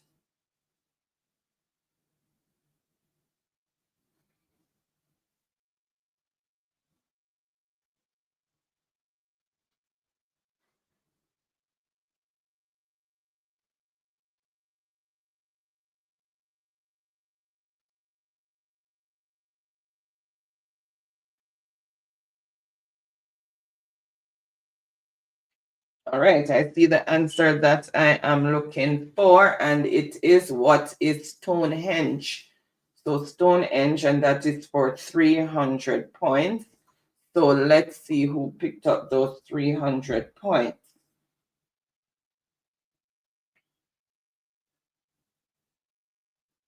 Okay, Truck Life and Natsel also got 300 points as well. Yeah, 300 points. Let me just release the board. Going through fast. So Truck Life is saying trivia for 400. This is the capital of Hawaii. Name the capital of Hawaii.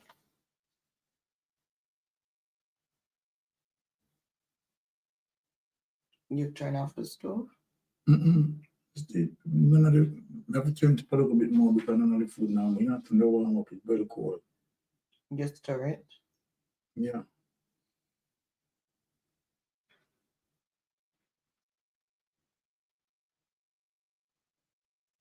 All right, I see the answer that I'm looking for, and it is what is Honolulu, and that is for 400 points. All right, so let's see who picked up those 400 points.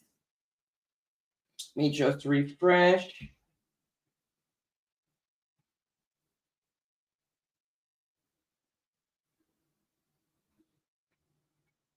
Truck Life. You just double check the spelling. Yep, so Truck Life and everybody else came with Honolulu as well. All right, choose the next category and for how many points? Why did that come up? Choose the next category and for how many points? So trivia for 500, so it's closing that off, and it's another 1,000 points to double your score. These African monuments are tombs for powerful leaders. These African monuments are tombs for powerful leaders.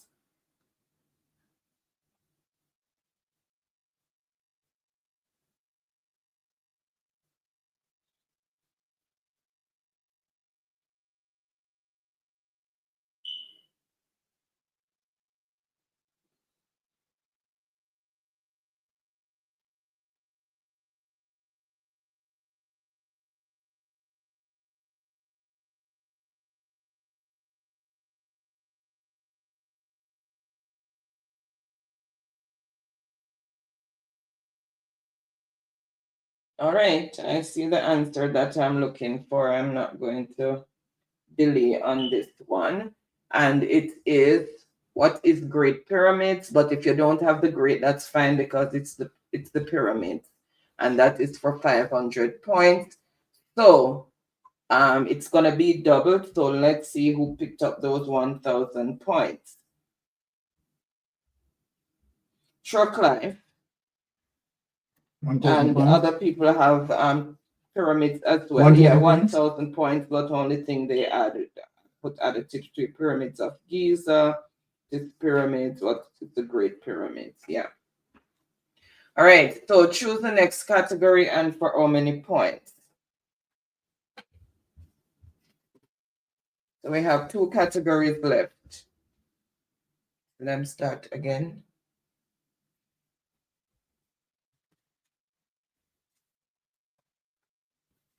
Choose the next category and for how many points? Geography for 100. The world's smallest country. What is the world's smallest country?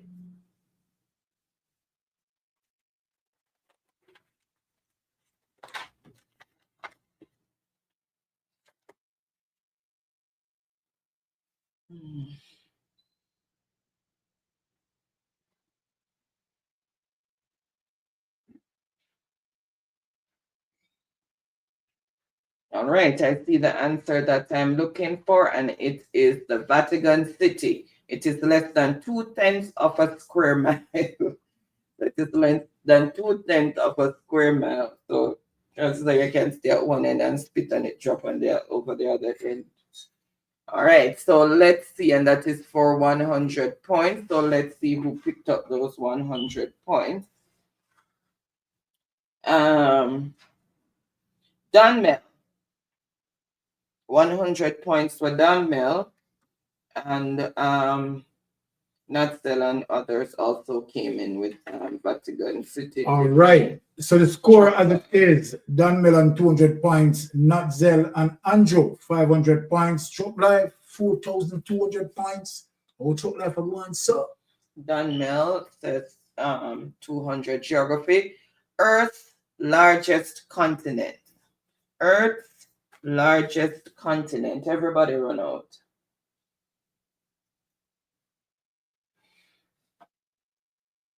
Earth's largest continent.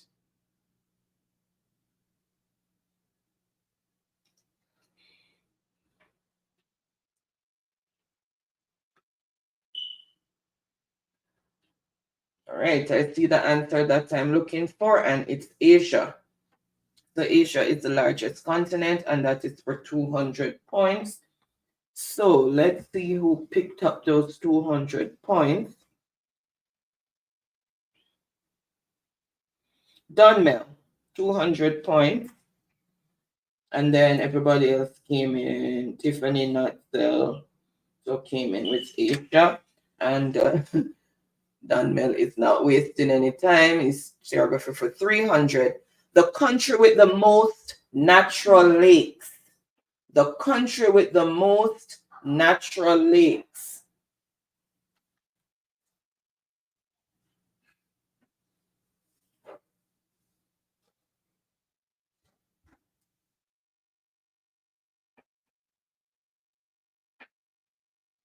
The country with the most natural lakes. Never the river struck.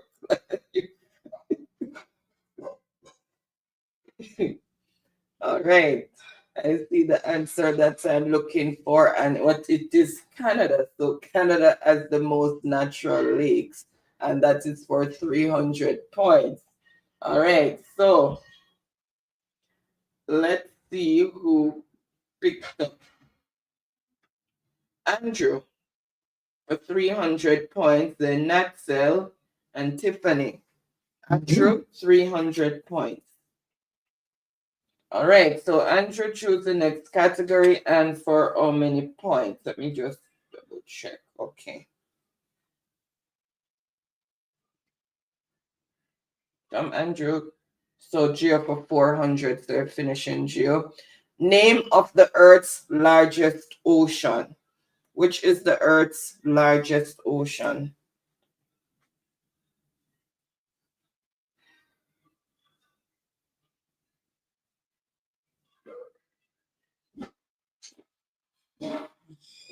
Even just say your votes don't know. Just if someone wants to sleep and stop the night.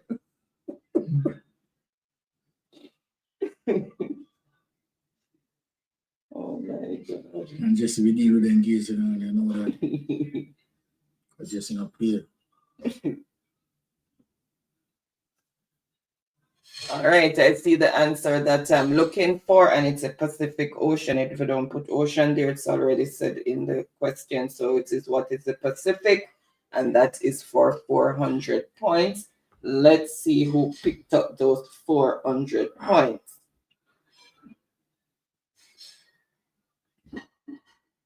Oops. Who got the pyramid question correct? Was it Truck Life? Yeah. Think so. So its overall score is going to be doubled because it was double score. So it's take off back the 1,000 points, put 500. So you have it there already. So put change of 1,000 to 500 and then double its overall score. Okay, I got you. Oh my God. Just click me that. It was a double score. So just 500, not 1,000, and then double its overall score. All right. So let's see. I don't even remember if I said who won. Truck Life for 400 for Pacific. Then Tiffany and everybody else came in with the Pacific Ocean as well. So I'm now putting out 7,400 for Truck Life now. 7,400 for Truck Life. So the score as it is, Dan Mellon 400 points, Nat Zell 500 points, Andrew 800 points, and Chuck Life 7,400 points. She got a picture. That looked like the last, the biggest number for the year. You put the 400 on it? Because he just got 400 again. 400 again? What? Him just answer this question correctly. So Truck Life, choose the next category and for how many points? So you have one left for geography, then you have books of the Bible.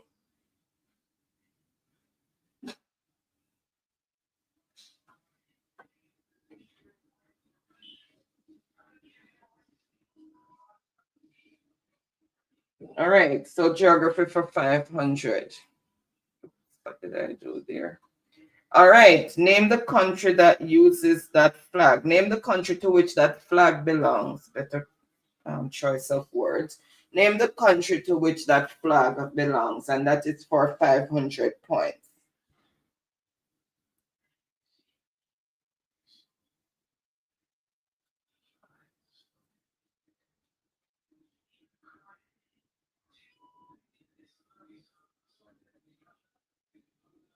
All right, so I see the answer that I'm looking for, and it is China. And that is for 500 points. So we're down to one category. So now all you have to do is just put in how many points you need it for. So let me just see who first came in with the correct response. So it started there. Truck Life, 500 points. Then everybody else came in with China. I tell us that in the panel roll tonight. All right, how many points for the books of the Bible? Just the point.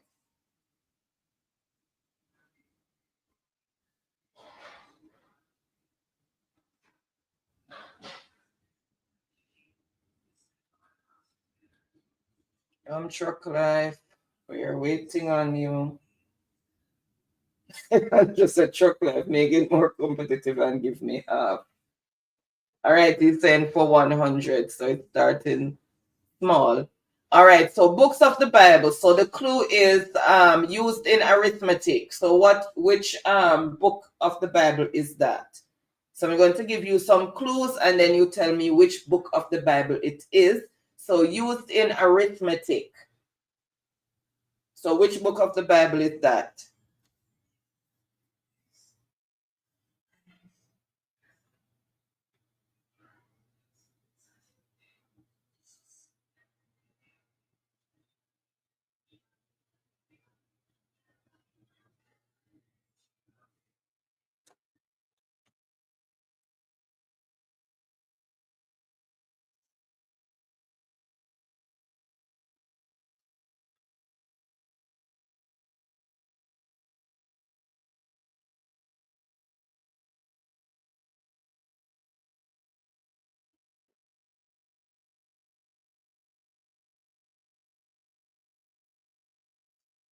All right, I see the answer that I am looking for, and it is Numbers. So the book in the Bible is Numbers. It has an S added to it. So let's see who first came in with the correct response. True Clive for 100 points, then Reggae Girl and Tiffany corrected. Okay. So 100 points. How many points? 200. A song about a king who fell in love with a simple country girl, but she loved a shepherd boy, so the king lost out. Name the book of the Bible. A song about a king who fell in love with a simple country girl, but she loved a shepherd boy, so the king lost out. The king must lose out.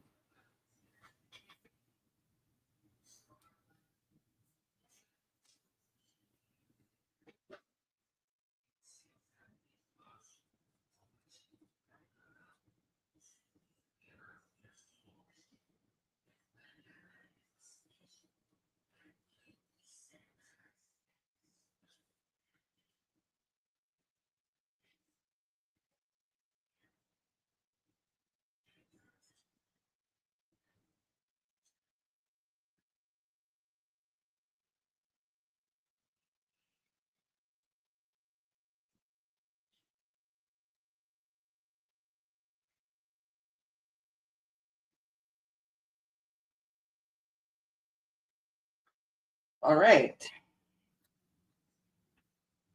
I see the answer that I'm looking for, and it is what is Song of Solomon. So that is the book of the Bible, Song of Solomon, and that is for 200 points. So let's see who picked up those 200 points.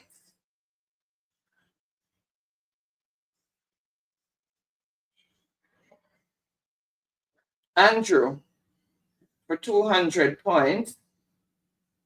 Andrew for 200 points. Yeah. And the people got it correct, but only thing had songs instead of song. Marcia also got Song of Solomon. All right, so Andrew is going for 300. Known for saying order in the court. So that's the clue. Known for saying order in the court. What is the book of the Bible?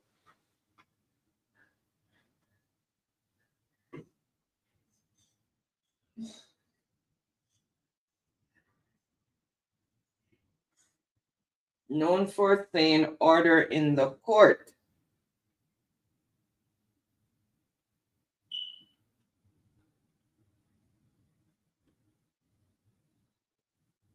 All right, so I see the answer I'm looking for, known delay. So what is Judges? And that is for 300 points. So let's see who first came in with the correct response. Ransford. Ransford? For 300 points.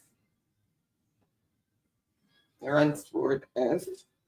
Then Natzel also got it, Marcia got it, and Tiffany also So got the it. score as it is, Ransford on 300 points, Damel 400 points, Natzel 500 points, Andrew 1,000 points, and Trump Life 8,400 points. Okay, Ransford, how many points? 400 or 500?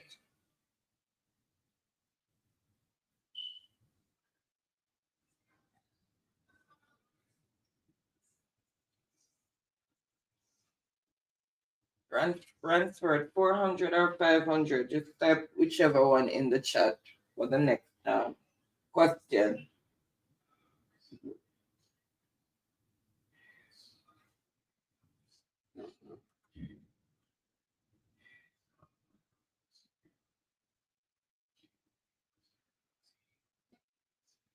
Okay, so it's going for 500. And that's a double point answer. So that's for another 1,000 points. I am actually not a book, but a letter written from Greece, most probably from Corinth. I am actually not a book, but a letter written from Greece, most probably from Corinth. Name the book of the Bible. And that is for 1,000 points.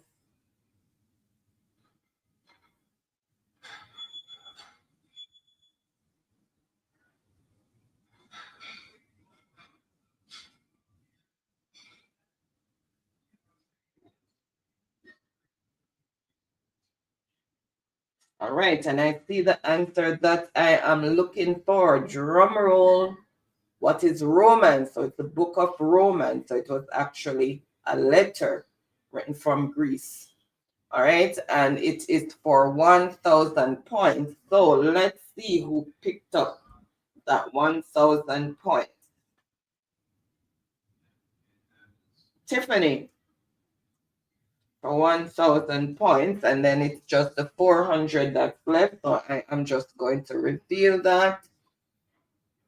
1,000 points, what Tiffany? Yes, expresses grief at the siege, capture, and destruction of Jerusalem by Nebuchadnezzar, full of regret and sorrow. Name the book of the Bible.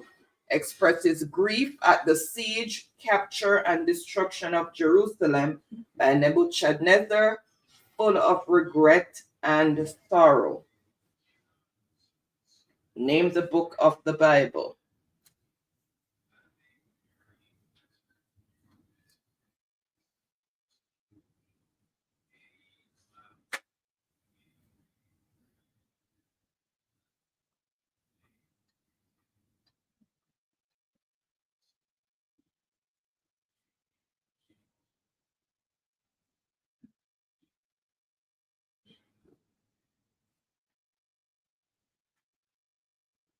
I'm not seeing the answer that I'm looking for yet. Full of regret and sorrow. Those are important words. Full of regret and sorrow.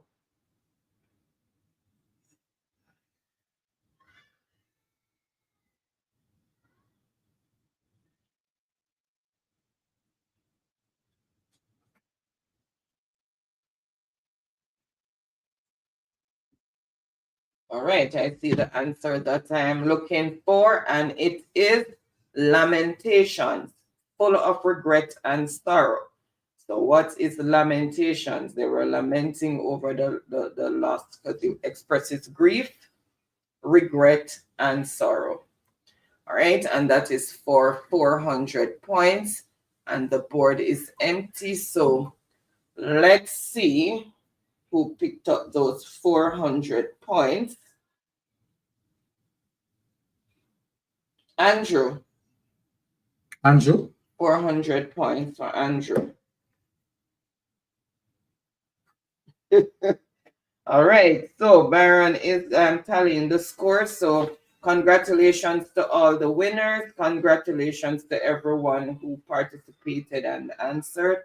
And congratulations to everyone who made the board. And remember, so we have the person with the most points being the winner of the $1,000 Jamaican credit, Digicel or Flow. And then you have the 4 runners up of 500 Jamaican dollars each, Digicel or Flow. So thank you guys so much for your continued support.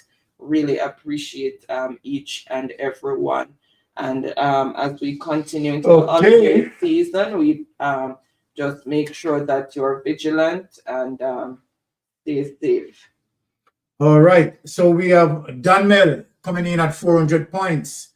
At 5th place, Natzel, 4th place, 500 points. Tiffany coming in at 3rd place for 1,000 points.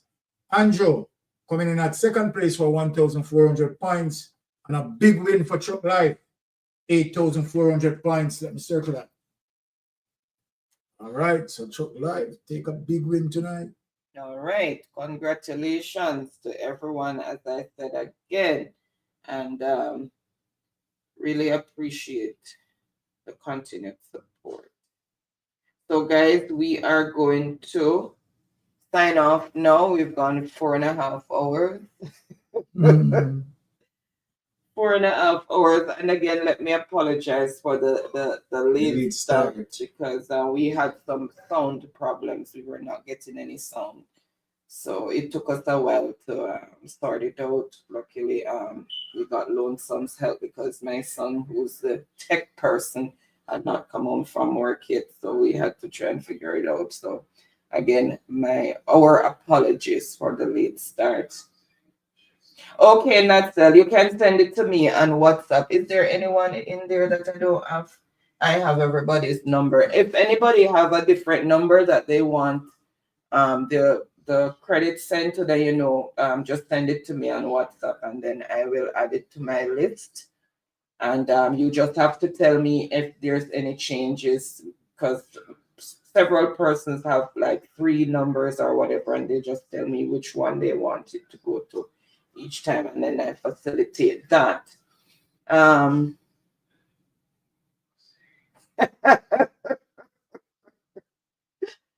Okay. So 1,000. The amount of credit you get through the year, Andrew.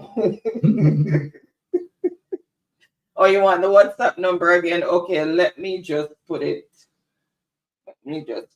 back there.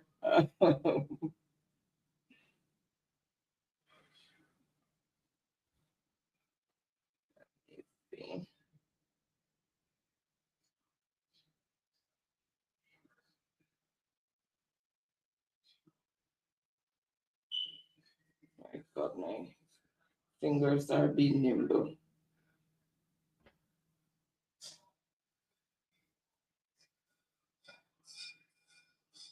All right, there we go.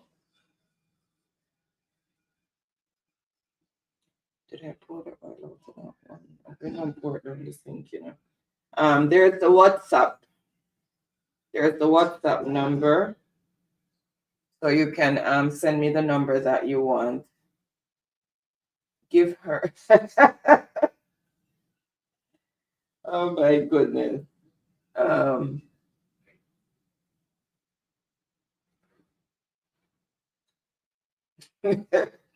right, guys. So we're gonna say good night and have a wonderful and blessed rest of the weekend. Thank you so much again for tuning in.